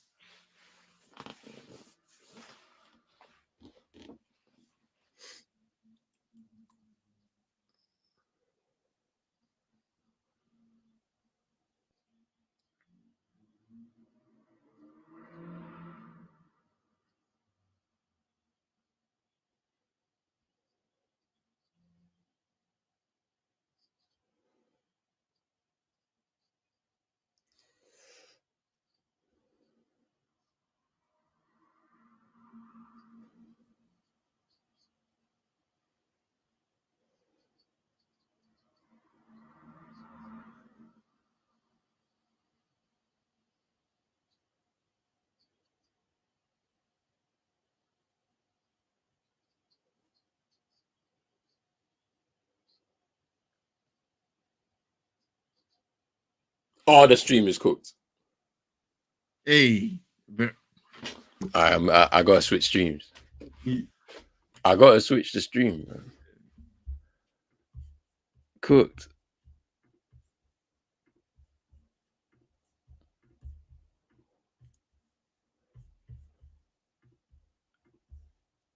And then you told us that we should watch it through Footy Bite and 90 minutes online, fam. They're actually making me go on the Sky Sports thing, fam. It's mad. I'll be back in like 2 seconds. I'll be back say in 2 no seconds. more, bro. Cool. Hey, they've been kidding us on the streets today, but hopefully it will be a smoother one come the South Africa game later on. Here, Diabate taking a corner. A decent one just over the head that time around. Just over the head of Traore. He couldn't win it. It was Kessie who won the header out for another corner kick.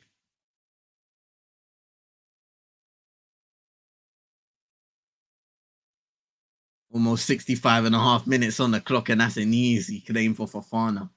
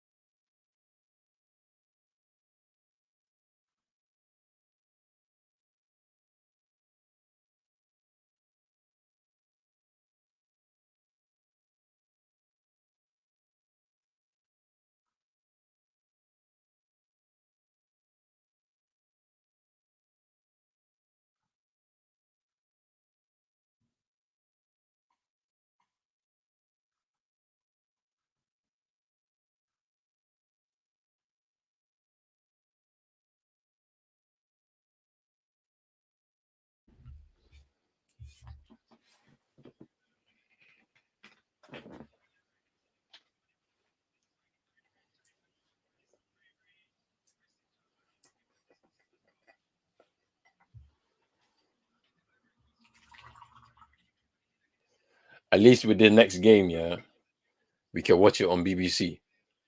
Oh, it's on BBC. Yeah. Cape Verde, South Africa is on BBC tonight, so we're good. Good news. And then when you man are watching the semi-finals, both of those games are on BBC. So you man are you're calm. Say no more. I'm telling you, they have cooked us today.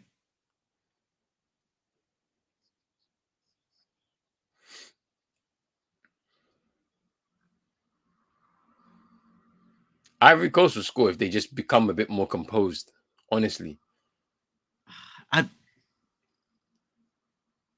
it's gonna be hard for them to find that piece of quality. I feel though towards the end of the day, it only takes one chance, but they just haven't been good enough at least.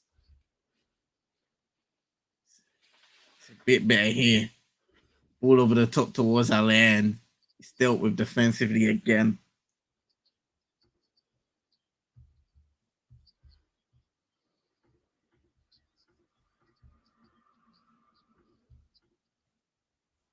oh my days, bro. This is so cooked. How, bro? Like seriously.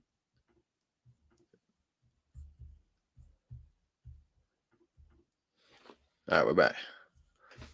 Cool.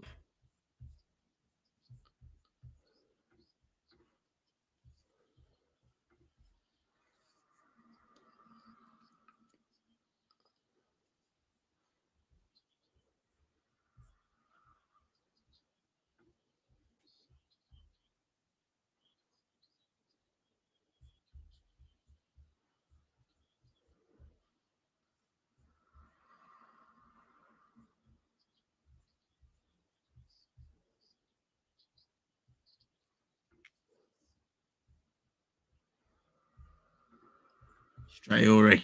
Chance to cross it into the area. It's not a good one. Cleared by Single.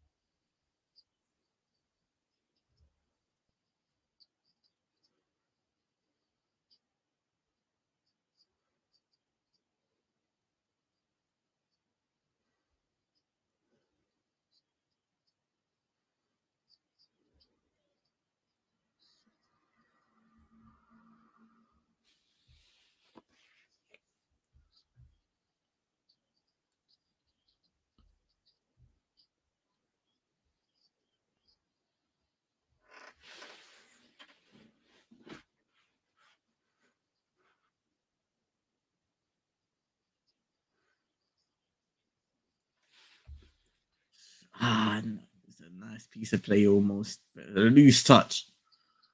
It's a clearance momentarily, but Maria putting on the pressure. Shooting opportunity! Oh! It's 1-0! The substitute! Nene with the goal! Mali take the lead, and it's a sensational strike! Fofana with no chance of saving it! What a goal! 1-0 Mali! I need to see this go. I'm still far behind. It was gonna need a moment of quality in this game, and we have found it. He's been calling for the ball from what I could see, you know. Literally asking for it. He gets it. Oof, that's such a good strike. Bro. Wow. What a strike.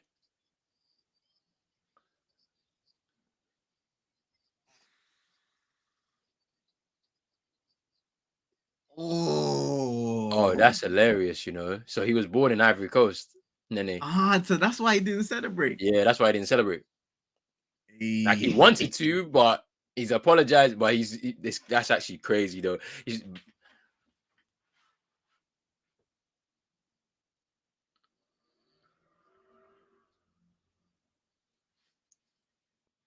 Mind you, yeah, Mali have when they've gotten to a quarterfinal stage, they've always qualified for the semifinals.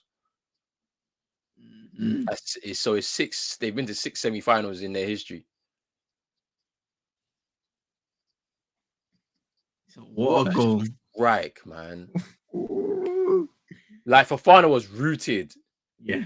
And the thing about it, I love the checkbacks. He had a couple of checkbacks in there, yeah, just to give him more space. And all it did was just open up the angle for the shot.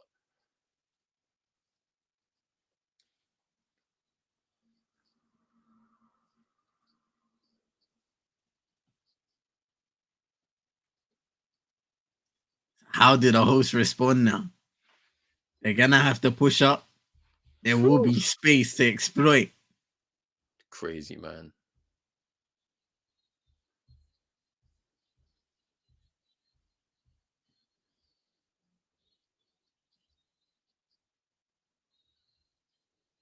It's insane, you know, born in Ivory Coast to Malian parents. Wow.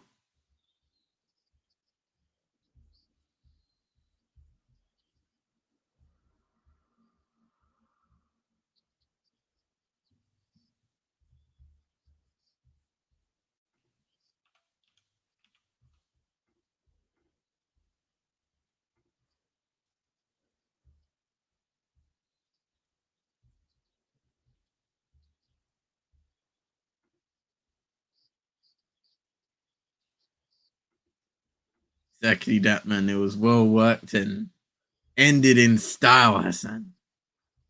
Yo, your team is up. Your team is up right now. And if you saw the goal, sensational by Nene. Hey. It's the checkbacks, bro. He comes off. He was calling for the ball on that left-hand side for a minute. They didn't give him the ball. They reset. He gets the ball. Comes inside off the wing. Shapes to shoot, checks. Shapes to shoot again, checks. Opens up the angle and just hits it from about 25 yards out. Fofana rooted to his goal line. Goes past him. 1-0.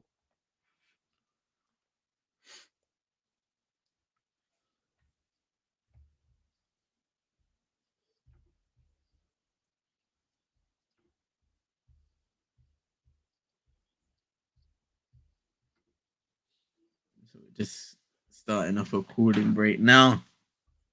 Should be the final one of the game.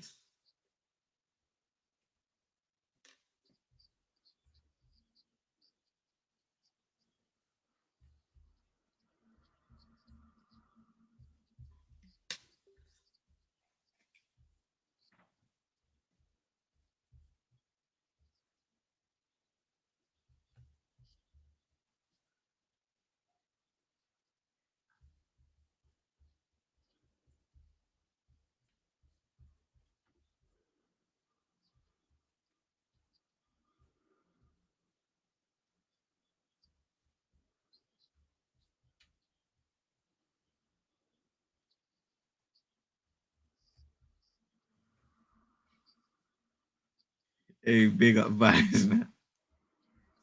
Hey, you said Frank Kessie's not 27. Fam. I don't believe it.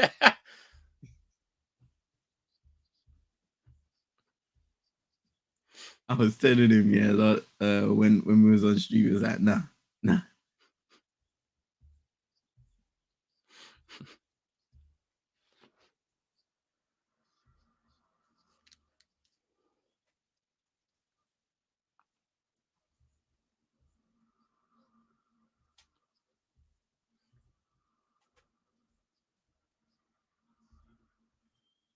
Right now, I don't see any inspiration that they will respond at a high level, but with the time that's left in the game, that could change. Mandi look comfortable right now, just holding on to the ball.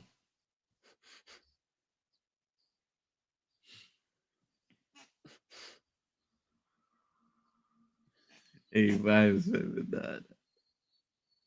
Hey.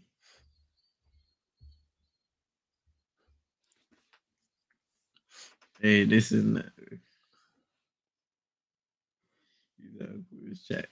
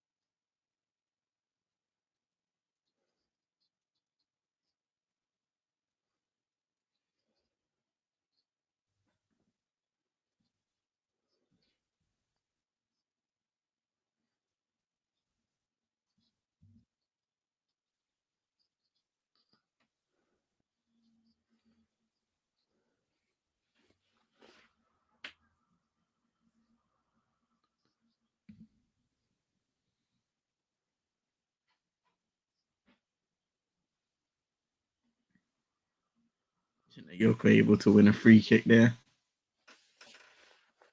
Good work again. First touch has been on point. Taking it away from the defender, shielding the ball.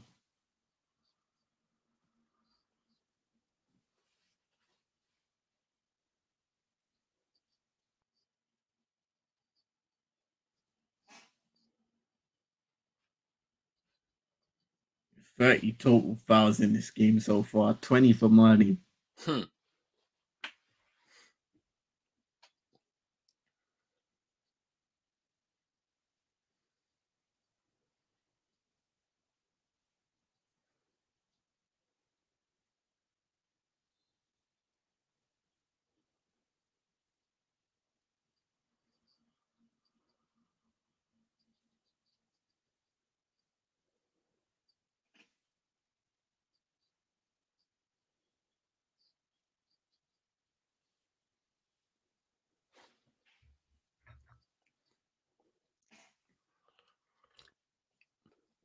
I think Mali have deserved it off the second half for sure. Ivory Coast haven't been able to, You could say of the course of the entire game, to be fair. Mm. They've had just that bit more than Ivory Coast. I don't think they have shown enough to score a goal and to win this game. Mm.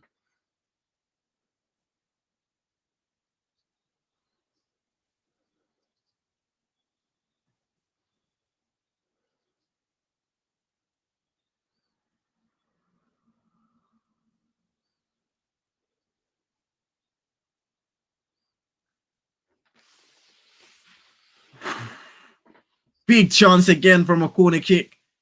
And it goes wide of the Marty goal. They stay safe for now. But every single time that ball goes into the box from a set piece, I think it was Diakite this time, who just rose up high, wins the header, and it goes wide.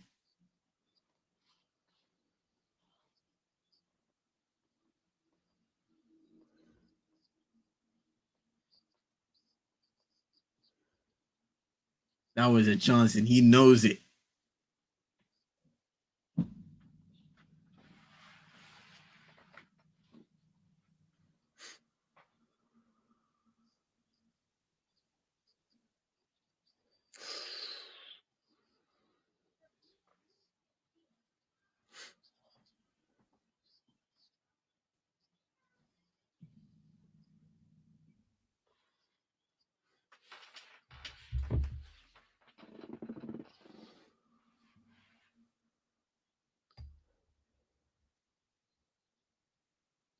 Still trying to encourage the home side, their fans, but there's limited time remaining.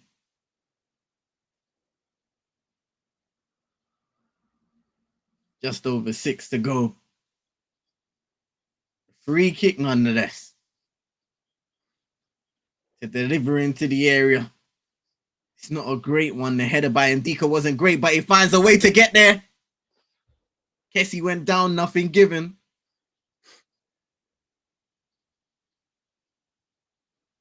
Another free kick given away. Dangerous, scary moments now for Marty. They have to defend this lead.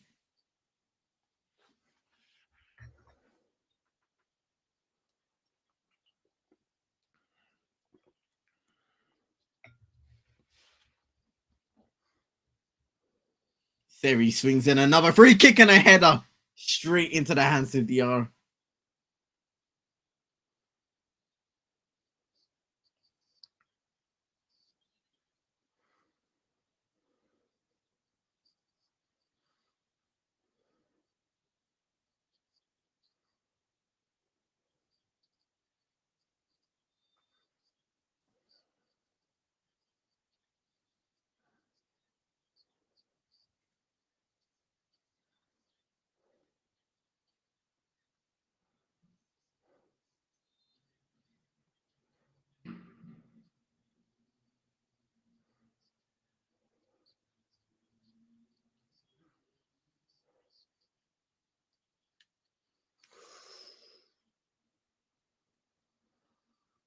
Yeah, bro, I'm far behind you in it. Like I've only just seen the header.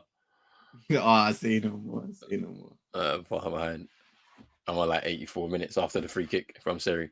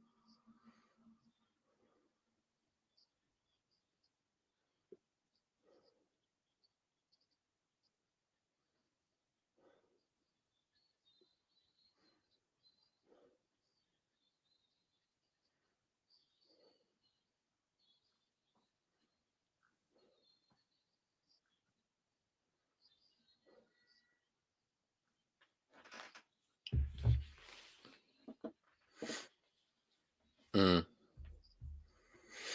Do you think if it was 11v11, Ivory Coast would have pressured for the goal, but with the advantage, it's benefited Mali. 100%. It's true though. Yeah. Like I feel like Mali haven't been like this really super, dominant on the defensive end, right? Like how let's say Nigeria have been. They're open. There's still an opportunity. There would have been an opportunity if it was 11v11, but you know, like CM said though, they've shown more throughout the whole game. To be honest with you, it's not even just this second half. Like they've been the team that's been pressuring, trying to get forward, trying to create chances. Whereas with Ivory Coast, I just haven't seen that. But, well, hey.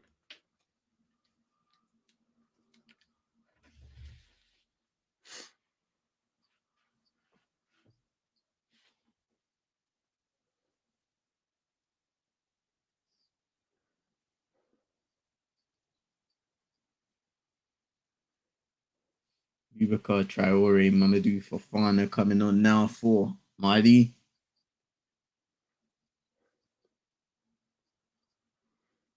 Sinayoko and Koulibaly coming off.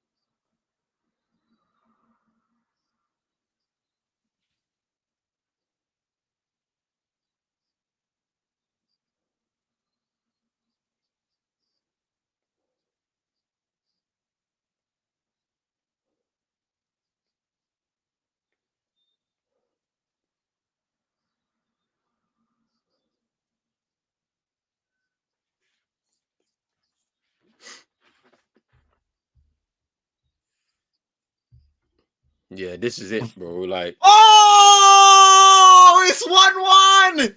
Hadingra with the equalizer. Shot coming outside of the area from Fofana. It deflects towards Hadingra again. And the substitute equals the game.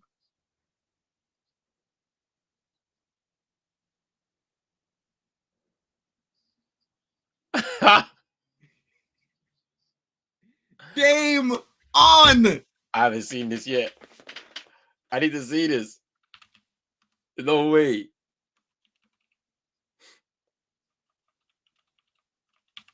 The story's continuing, boy. It won't end. Oh!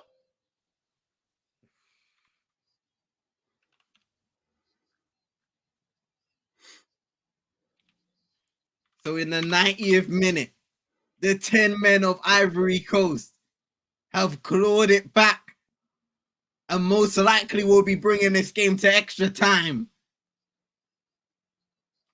Whoa.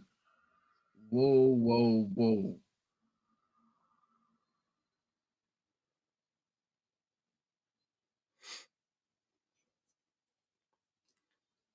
Everybody's been waiting to see what Adingra would do in this tournament.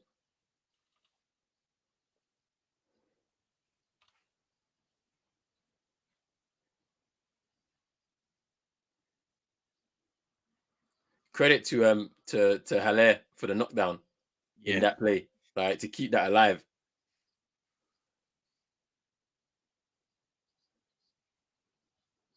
It's very unlucky though in terms of the deflection that just kind of ricochets into the path of Adingra. Literally. And he just pokes it. Like what Drizzy says, chaotic goal. But a goal is a goal.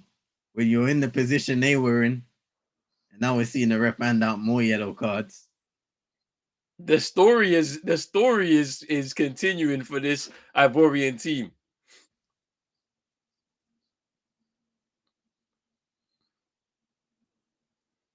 Apparently, is there a VAR check? No way.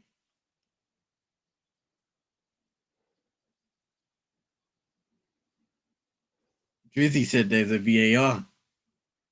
What is going on here? I mean, the referee's talking from what I can see Okay, on my screen, boy. but they keep on showing the replay of Haller's header. But how is that a foul? There's no way. Nah, that's crazy. So who's he booked? That's what I'm trying.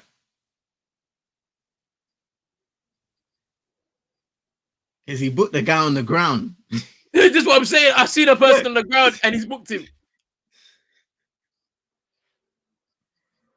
Yeah, there's no foul there, Drizzy. Yeah, Marty wanted a VAR, but there's no chance they were gonna give that. So players restarted. That's not a foul. I'm just seeing the replay now. It's not a foul. Yeah, no chance.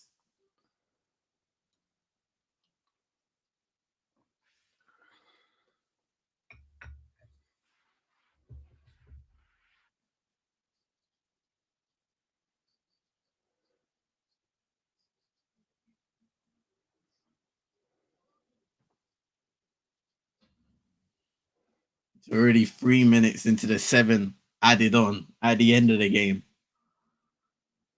Looking like we're gonna have an extra 30.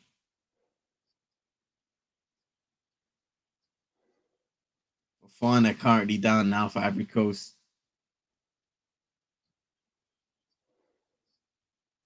Potentially has some cramp. Bro, that what Ronan said, man. The story is here.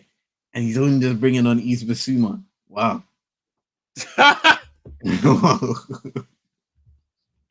Garbage time minutes for Basuma, you know. Bro. It's not I looking mean, good.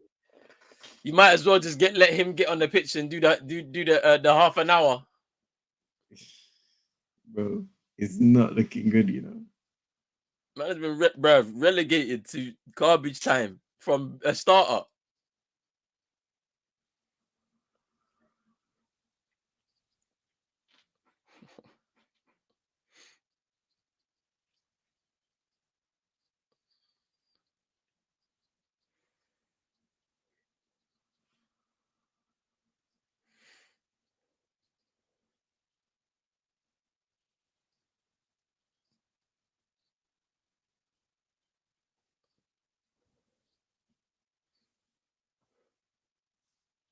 Imagine if we get a winner now. Bro, if we get with it now, yeah. Bro.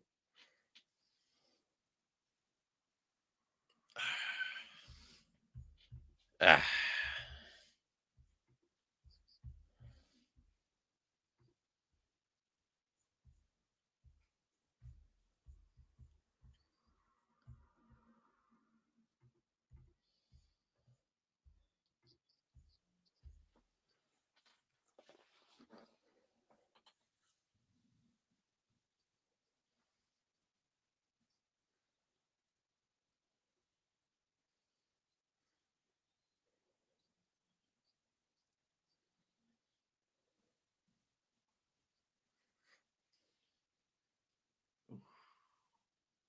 Yeah, Bate and Dumbia tried to play a little 1-2 for Fana. Claims the ball and just stays on the ground. Waste some time, as Drizzy saying in the chat. He thinks the dagger goal is coming. Mm.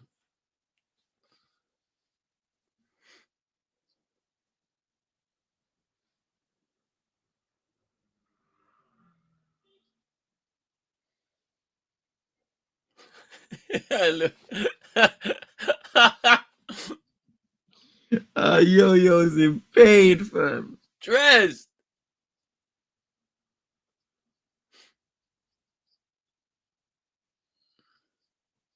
Hey. All right, cool. So Basuma's coming on now. 6.5 minutes. This is crazy, man. Stress. It would be mad. Kamori Dumbia is coming off. He hasn't had a great game today. Mm. Marty's number 26.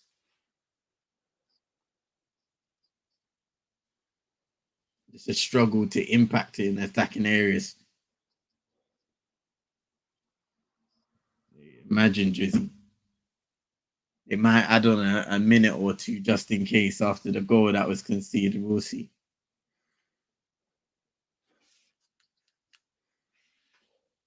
An extra two at least.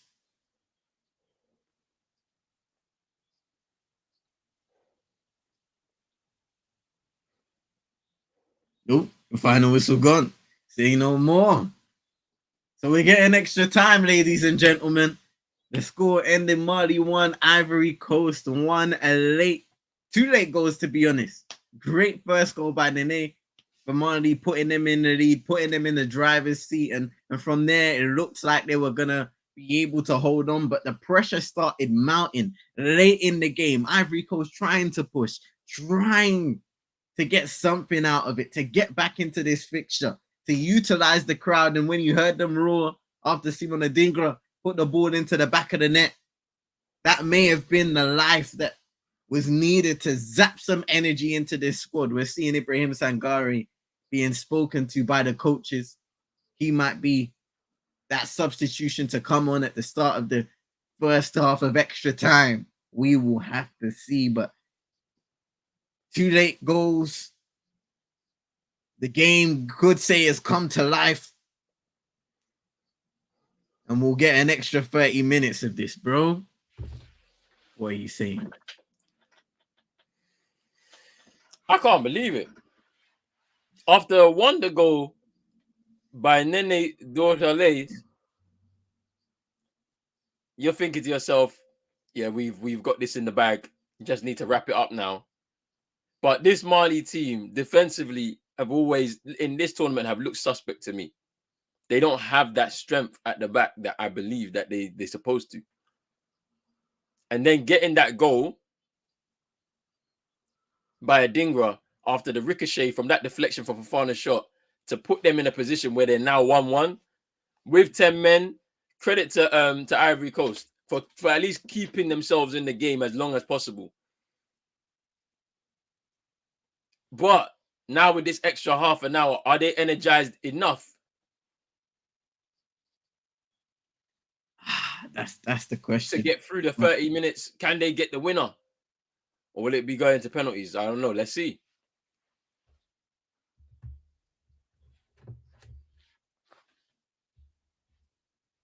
Bro.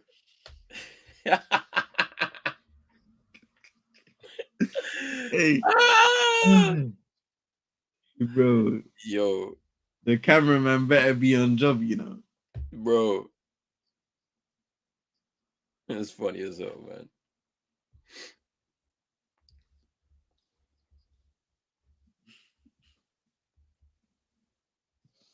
Hey.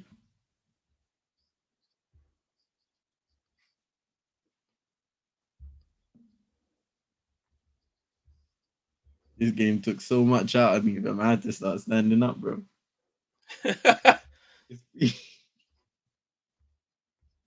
Man, them were stream hopping.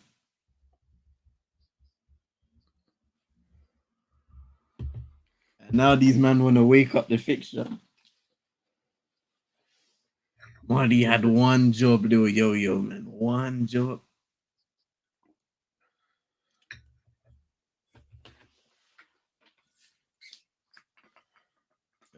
So, you know, all of the guys I think currently on the yellow card are off, I believe.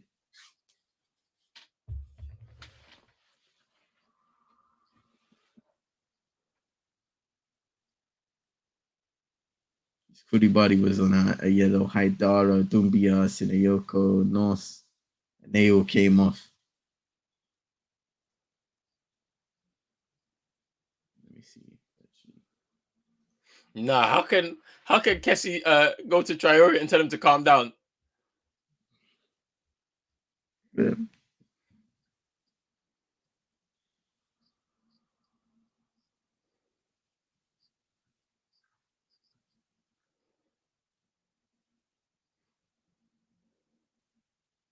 Credit to Fofana, he started over an attack by kicking the ball deep into the muddy and far side of the pitch. Yeah.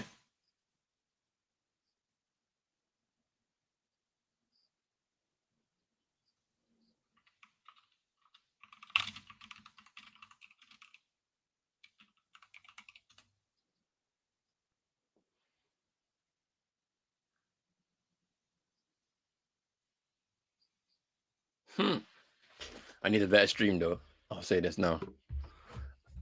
I'm too far behind CM, bro. I don't like this, bro. I don't like it at all. Hey, we Let's see just what. kicked off for extra time. You say you just kicked off? Yeah, yeah, yeah.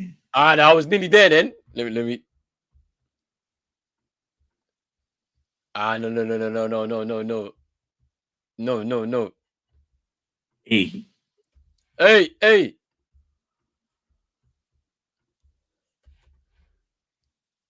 Alright. We have to go to the Portuguese, bruv. nah, and then just looking at their history in the tournament, the closest they came was runners up in 1972. Who we talking about? Mali. Yeah, yeah, yeah, yeah. They never won this before. Cameroon.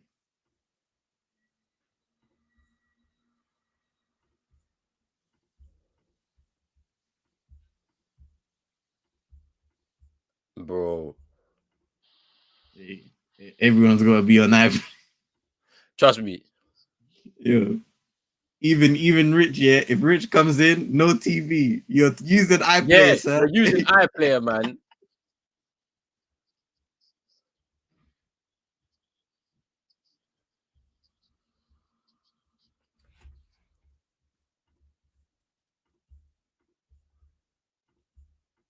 Bro.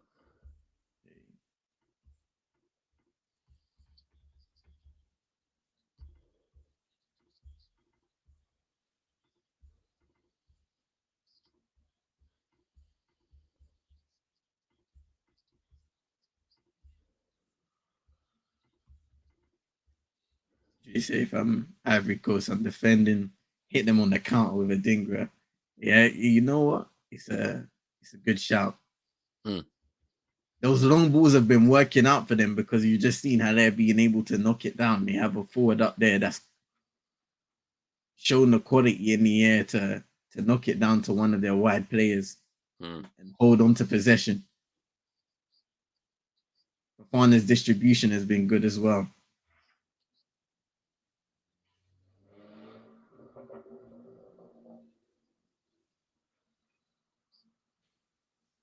I think that may be the move for them now. They're back in the game. You don't want to overdo it and take that risk that will eventually cost you and present Mali with that one opportunity that may have been prevented if they were in a better shape defensively. Hmm.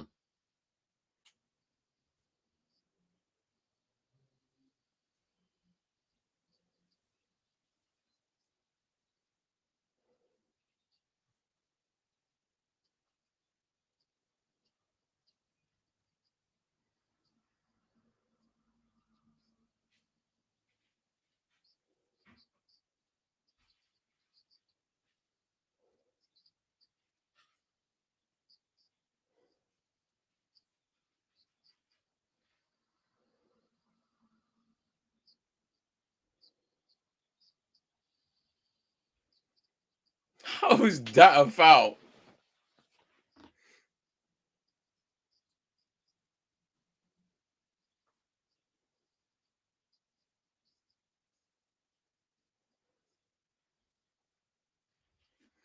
How many minutes are you on, CM? I'm on 93:25.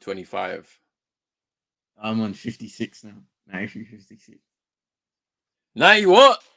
94 now. Hey! Whole 30 seconds, bro. Hey, His peak.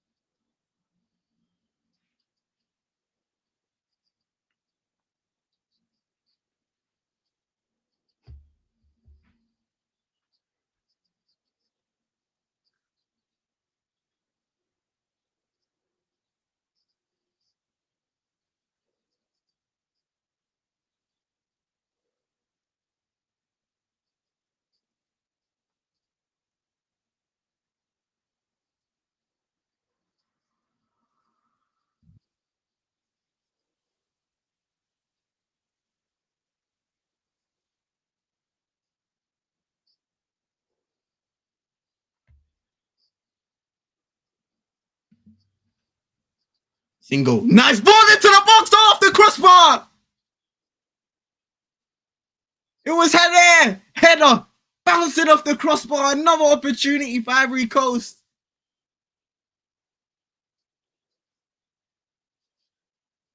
What a chance. At the back post, he climbs. And he's not able to keep the ball down. Here's Adingra in the area.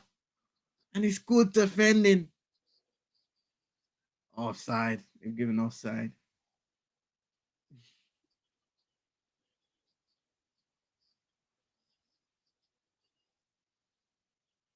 That was a big chance.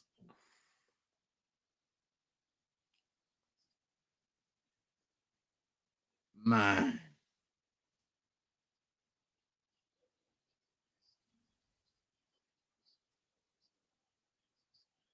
Yeah, Jizzy saying he was right, bro. Mali defensively, they are getting They're bad. exposed Like right I've now. just noticed it at points. It's just because the games are low scoring, and then they've been getting draws and sneaking through 1-0. It doesn't tell the full picture. Defensively, they're not great. Their fullbacks go forward too much, yeah, and leave space when they lose the ball because the attacks always break down. That was a chance for Allaire. Big chance.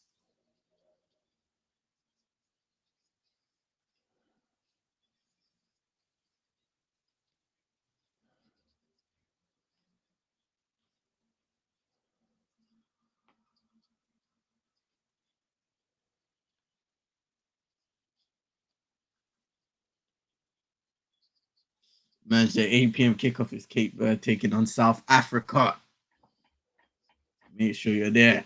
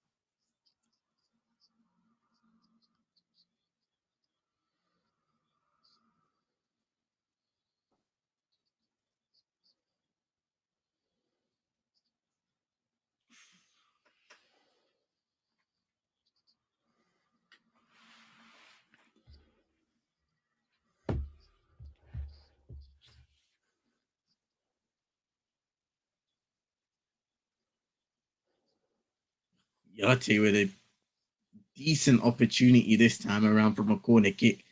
Can't direct it towards goal. It's over the bar.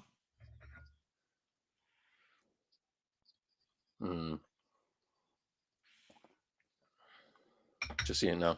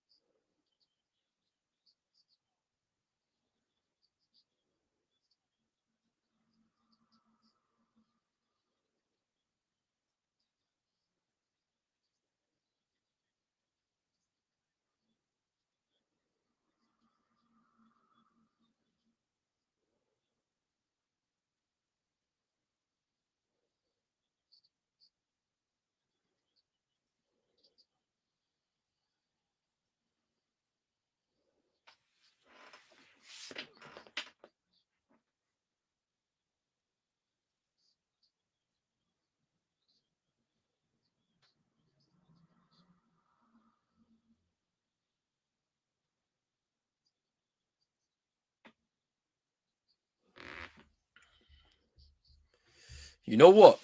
I actually think that either one of these teams beats Congo in the next round. I have that feeling. Congo aren't good, bro. Like They are. yesterday, what we saw was like we saw mistakes that led to goals. It's gonna be interesting to see the later on's game, yeah. But honestly, this is Nigeria's trophy to win. And if they don't win, they will be really disappointed because the quality of the sides we've seen away that are remaining in this tournament, they've been poor. They Only haven't Nigeria like consistently. have convinced. Yeah. In the sense, I'm not even speaking from an attacking sense. I'm just talking about let's talk about the depth in their squad. Let's talk about the way they've defended and the lack of the goals they've conceded. They haven't conceded many. And then there's been sparks from the attack. And it's not really from the place we were expecting it from. We were expecting it to come from Osimhen, but it's been coming from Lookman. You know what I mean? Like, yeah, we're still at that point where we don't know when Osimhen starts scoring, what happens. that's it. But Congo, they're not good, man. Like, from watching them, they're not good.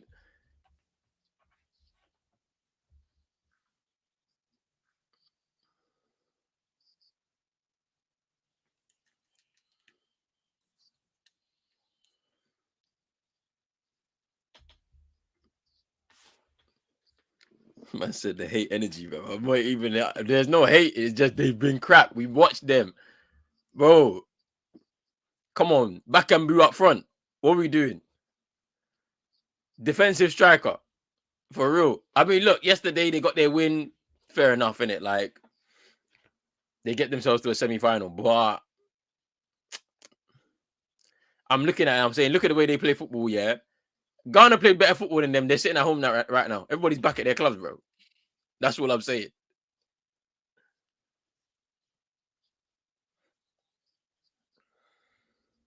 Yee.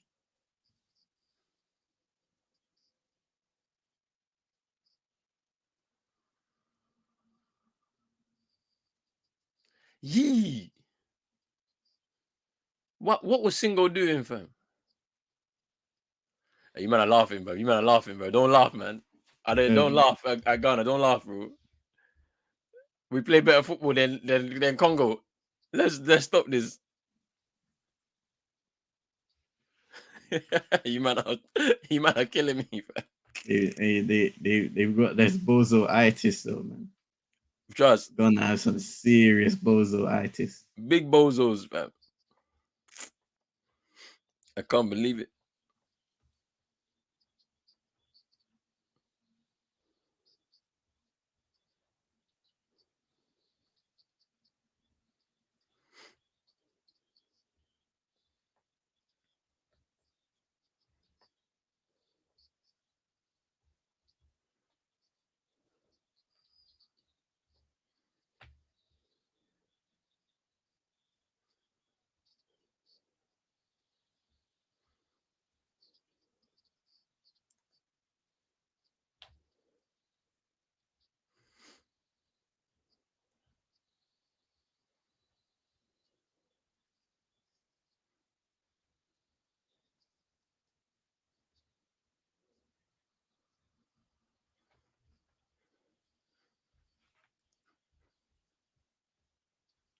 Hey, don't cook me, bro. Congo a crap, bro. I'll just stand by that one. As for the rest, I I'm being biased.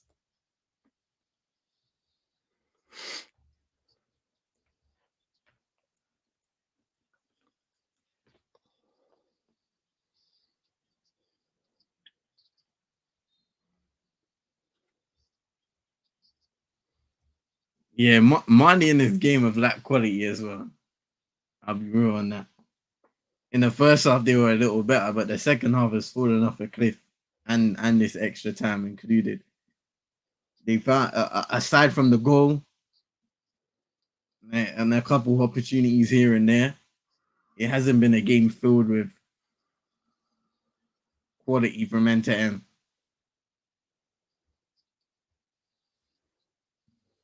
Yeah, that was you're just ain't clinical on the ball.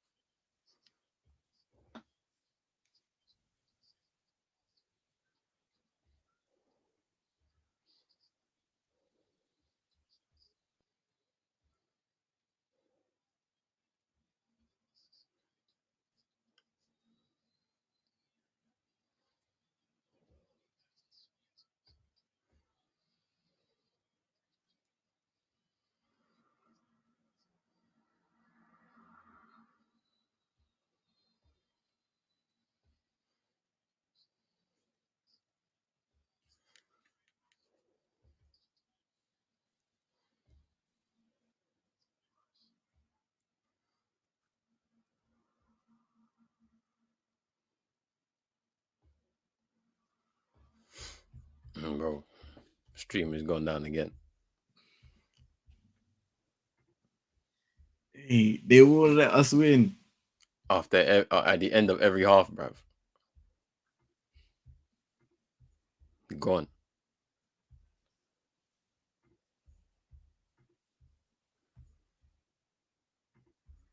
Yeah, now we cooked. And then keep on putting 90 minutes on. Brother, this stream is still showing the first half.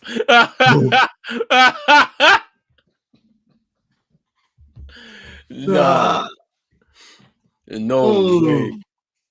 The first half, you know. Do you know how nuts that is? Yeah, nah, this thing is cooked.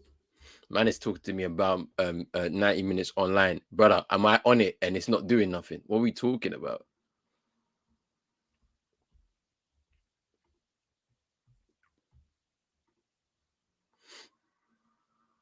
Nah.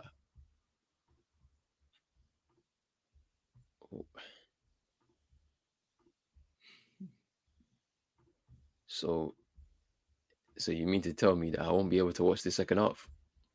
No. This one might work still. Just give me a chance, bruv.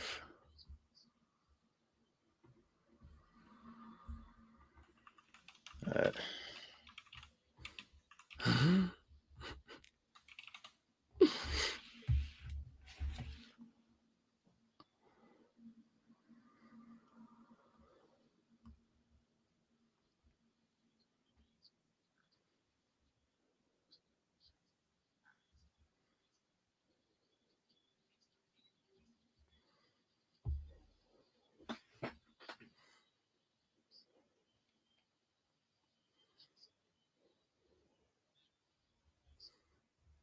Oh my days, bro.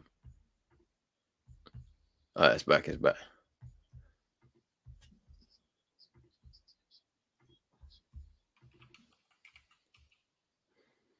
It's back.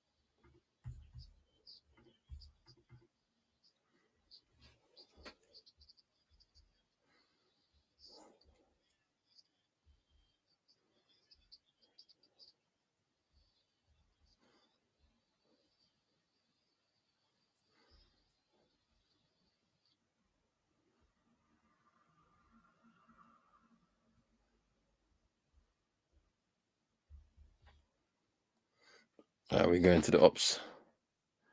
We have to at this point. Bro, I'm telling you, they're cutting off everything. We just have to at They, this point. they got the intel. Someone snitched the IPs. Man. Yay. What channel is it on? Football. Sky Sports football. Why are they showing Bundesliga best of the month? Eh? Sky Sports Oh football. no. Ah, cool.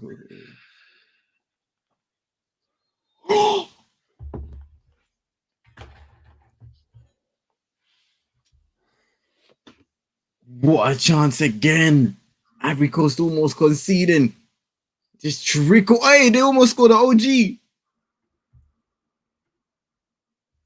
I think he came off Willy Body last. And then just traveled across the area. Corner kick Marley.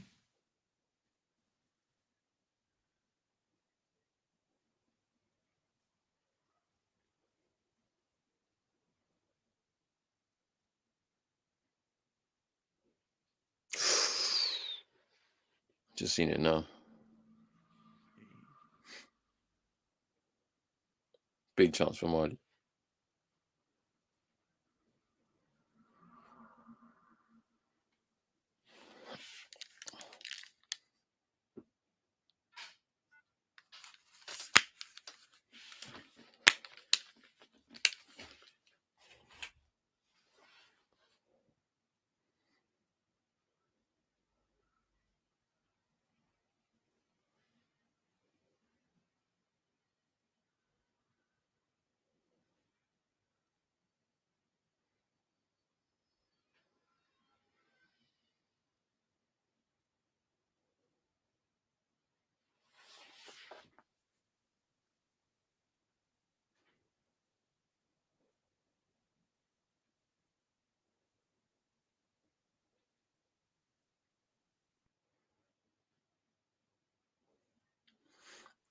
Uncle is not happy right now, fam.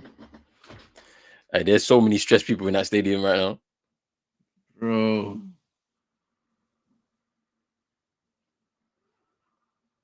You got what? 10 more minutes of this game now before it's penalties.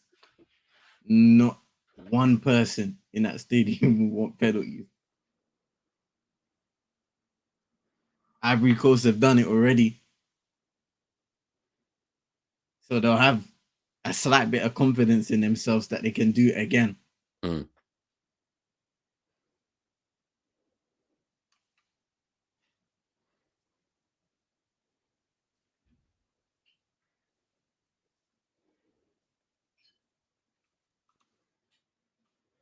And then say Marty after winning extra time. You feel like that's the case. I don't think they can though. I think it goes to pens.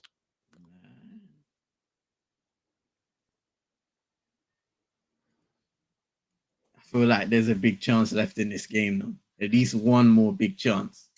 Yeah, for sure.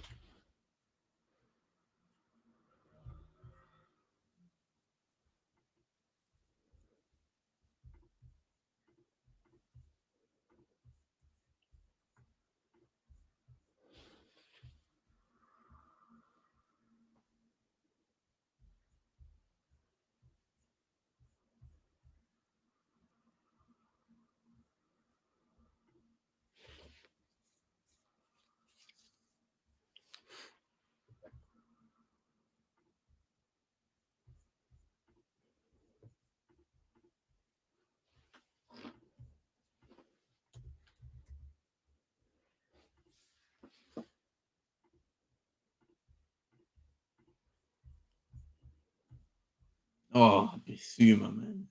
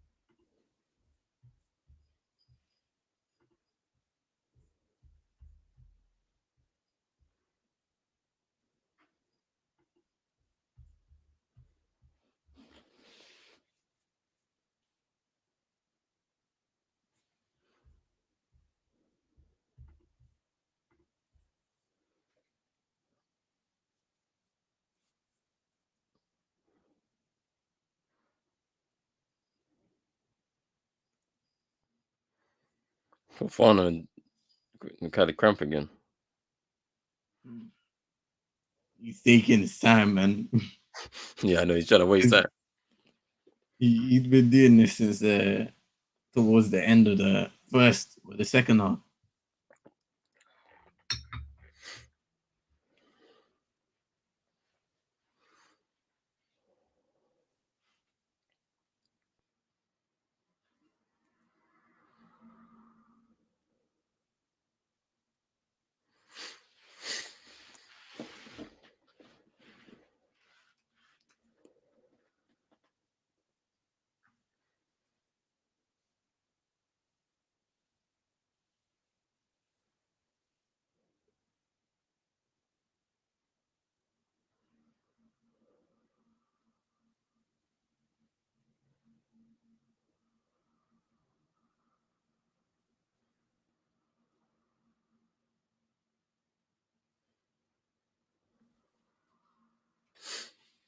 This game's going to penalties. Yeah, for sure. It's going to penalties. I think the Ivorians drained of energy. Same with the Malians too, even though they've got the one man advantage. But I think they're just more deflated at the fact that they couldn't close out the game in 90. And whilst I think they'll push hard to try and get this winner now, ultimately it took something special for them to really even get the win, the game, the lead in the game.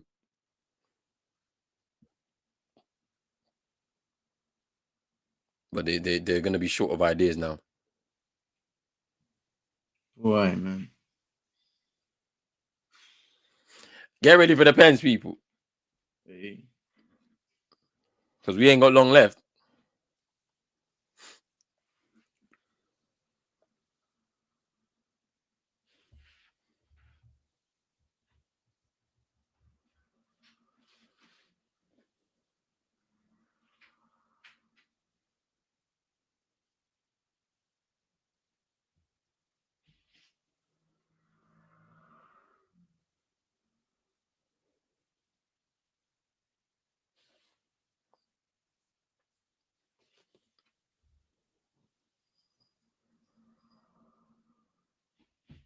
That's it. He's saying they've been quiet, man. Just send it to pens. And then saying you must. But they ain't been musting. That extra man ain't doing anything for Marty right now.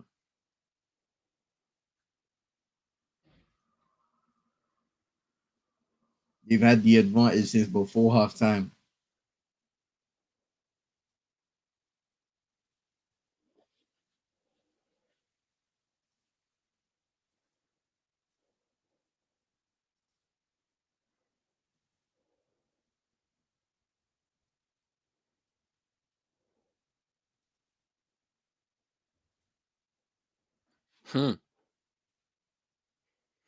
Serious trouble.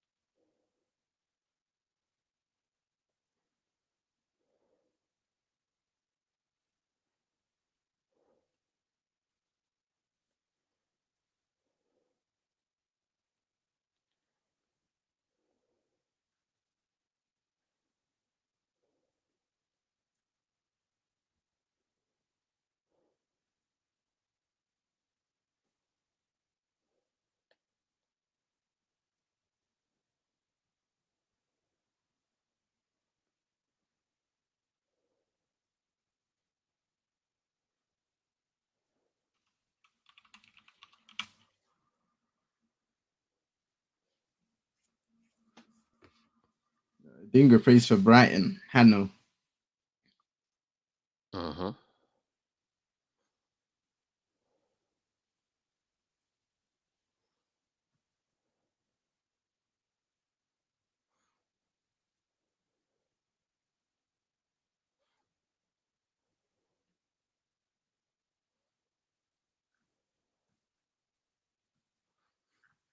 Interesting. Looking at he's another right to dream product.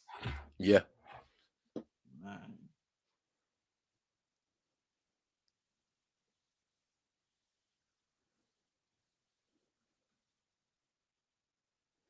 Get ready for the pens, people. We're on our way.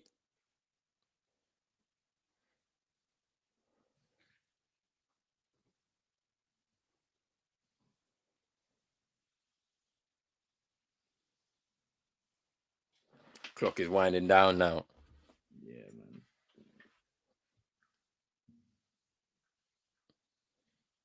Definitely at this rate, we're gonna be in the middle of we'll miss the start of the next game, I guess. At this rate, 20 minutes. it's 20 minutes. It starts in 20 minutes. Like this pen shooting, it might.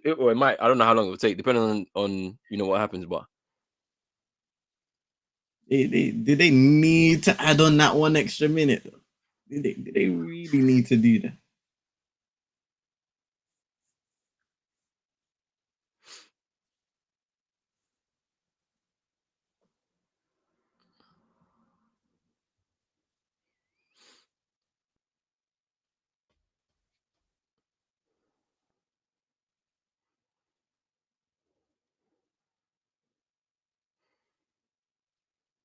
Drizzy's looking for the dagger to come now.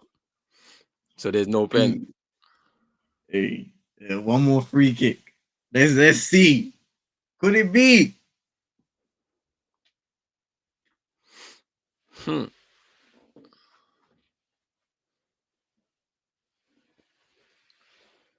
in.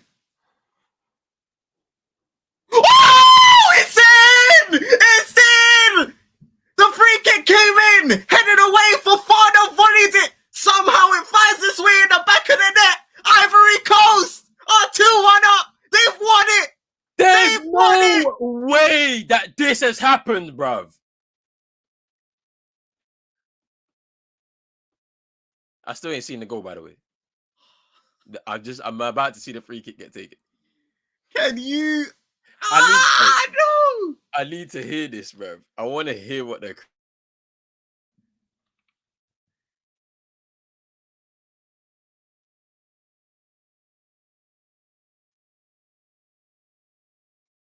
Wow. Yo, that is crazy. It's like, how have they done this?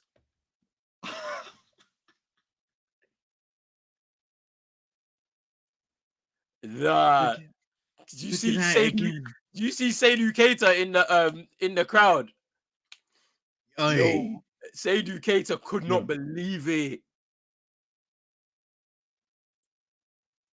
So in the end, it's Umar Diakito who actually flicks it. So it's volley by Fofana, and it's a nice flick that catches out the goalkeeper. Not even looking at the goal, he just flicks the ball away from Diarra. Excellent finish. What a finish. How have they got themselves to a semi-final? How? I can't believe this. Oh, no. Umar Diakite got himself sent off because he was already booked. He got a second yellow. Nah. But, I mean, bro, I can't even lie. I'm taking the second yellow. That is an absolute finish, though. Oh, what a finish. It's a finish, though. I can't lie. That back heel was a finish. Nah, but I swear down, yeah, like Marley, yeah. Marley. Yo. We've got some distasteful beef towards the end of this game. Both teams are not happy with each other. We've got officials on the pitch.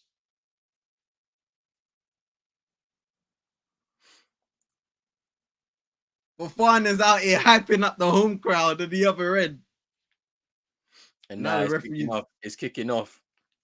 Wow. Let me try and confirm. I cannot believe this. Has he been sent off? So DR Diakite's off, sent off. They're pushing him down the tunnel. Wow. Ivory Coast. Bro, The he had story head loss. continues. Bro, can you believe it? At that, I can't. whoa. 10 men for 75 minutes. 75 minutes. They've been 10 men. It's full time. Everybody running on the pitch. Mali players arguing, surrounding the referees. Officials have to try and back the guy that's on the pitch. They're trying to get the Mali players away from the officials. They are incensed. They've had head loss. But how though? Like, I don't see what was wrong with any of that. It's a foul. Red card. Another red card shown to somebody. I think it's the captain who's been sent off now. Hamari Traore has been shown a red card and he was charging towards the referee, had to be held back. Wow. What an ending, bruv. My goodness. I don't understand what their issues are. I actually don't. They're pouring water on Eric Chene. He's on the ground like this. They're pouring water on his head. Oh, how? Man, I'm trying to fight the referee though. Nah, man, go back, bro. Look at him. What was Wilfred Body doing on the pitch celebrating?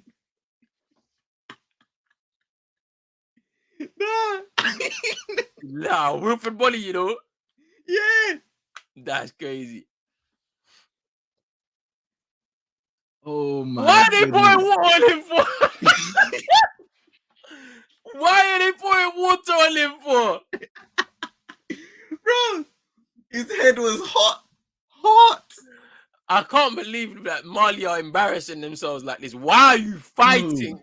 The ref didn't do anything. There was nothing controversial. You couldn't win with 10 men.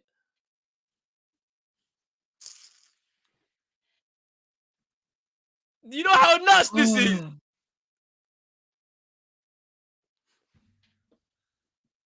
Bro. I cannot believe this. Nah, Mali, yeah. Chokers. Drizzy said it before. They're the chokers of Afcon, bruv. And this is now the first time that they've reached the quarterfinal and not advanced to the semis. They've done it 6 other times. Tears on the pitch, bro. They're trying to get the camera away from one of their players. The game was managed horribly by the coach, though. Yeah. Horribly. It was managed so bad.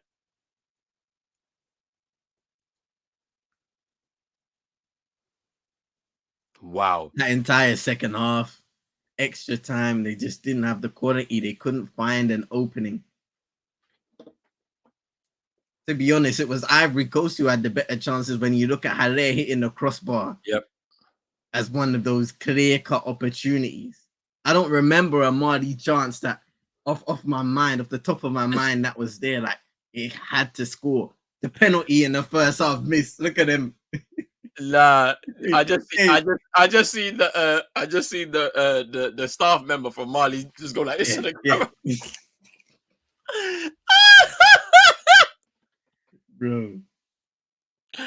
Bro, it's this stuff never ceases to amaze me, man. I cannot believe the scenes at the end of the game. So you get the late goal.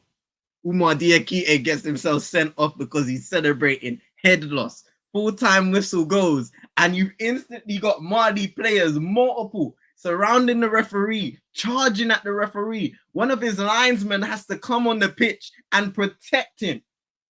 I just can't believe that they you lost that game fair and square. There was no controversial decision that led to, no.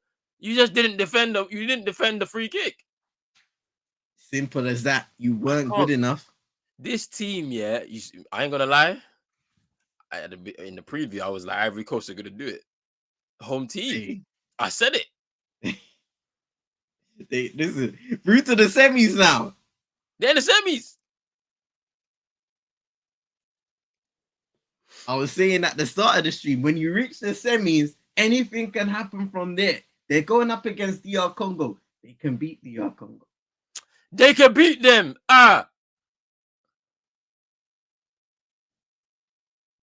My goodness. Wow. I cannot believe it. Like, I actually cannot believe it. I'm shocked, bruv. From the water getting poured on Eric Shedder's head. I cannot. I was Hey, that is actually killing me, bruv. Like, the man is there, yeah? Instead of you to be consoling him, you're just pouring water on his head, bruv. His head! he's there, yeah? Face palming, bro. His head is gone! Hot!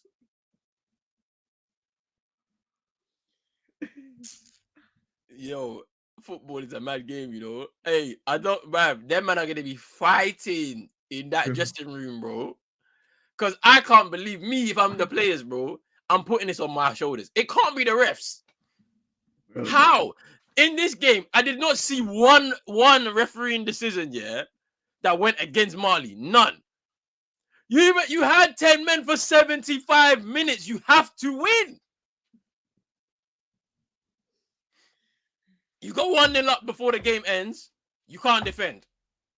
Second, first half extra time. Nothing. No chances created. Only nearly own goal. That's all. And then you lose because you give away a silly free kick towards the end. And then you don't defend it. How is that the referee's fault? It's poor. It's so poor. So poor, man. Hey, yo, this has been crazy. Hey, big up people, man. We're going to be back in literally like 10 minutes, man. Look, from 4-0 down against Equatorial Guinea to a semi-final in their home tournament. Are you crazy? The funny part about that is Equatorial Guinea are long gone. They're gone. They are home. Yo, look, hey people, we're gonna be back. Get your refreshments, man. There's final games of the quarterfinals. South Africa, Bafana taking on Cape Verde. Cape Verde on the verge of history, potentially getting to their first ever Afcon semi-final if they can get past Bafana, who last won this competition in 1996. So they're on their quest right now to potentially winning this trophy again in 2024. Let's see. But big up to everybody, man. Afcon has been so entertaining so far. And look, it's still not over just yet. So make sure you're hitting that like button and subscribe button, both on Pros Only Sports and on Eagle Eyed Extra. We'll be back in about 10 minutes, people. So make sure you stay tuned. Big up CM. As always, we're back, people, very shortly. Peace.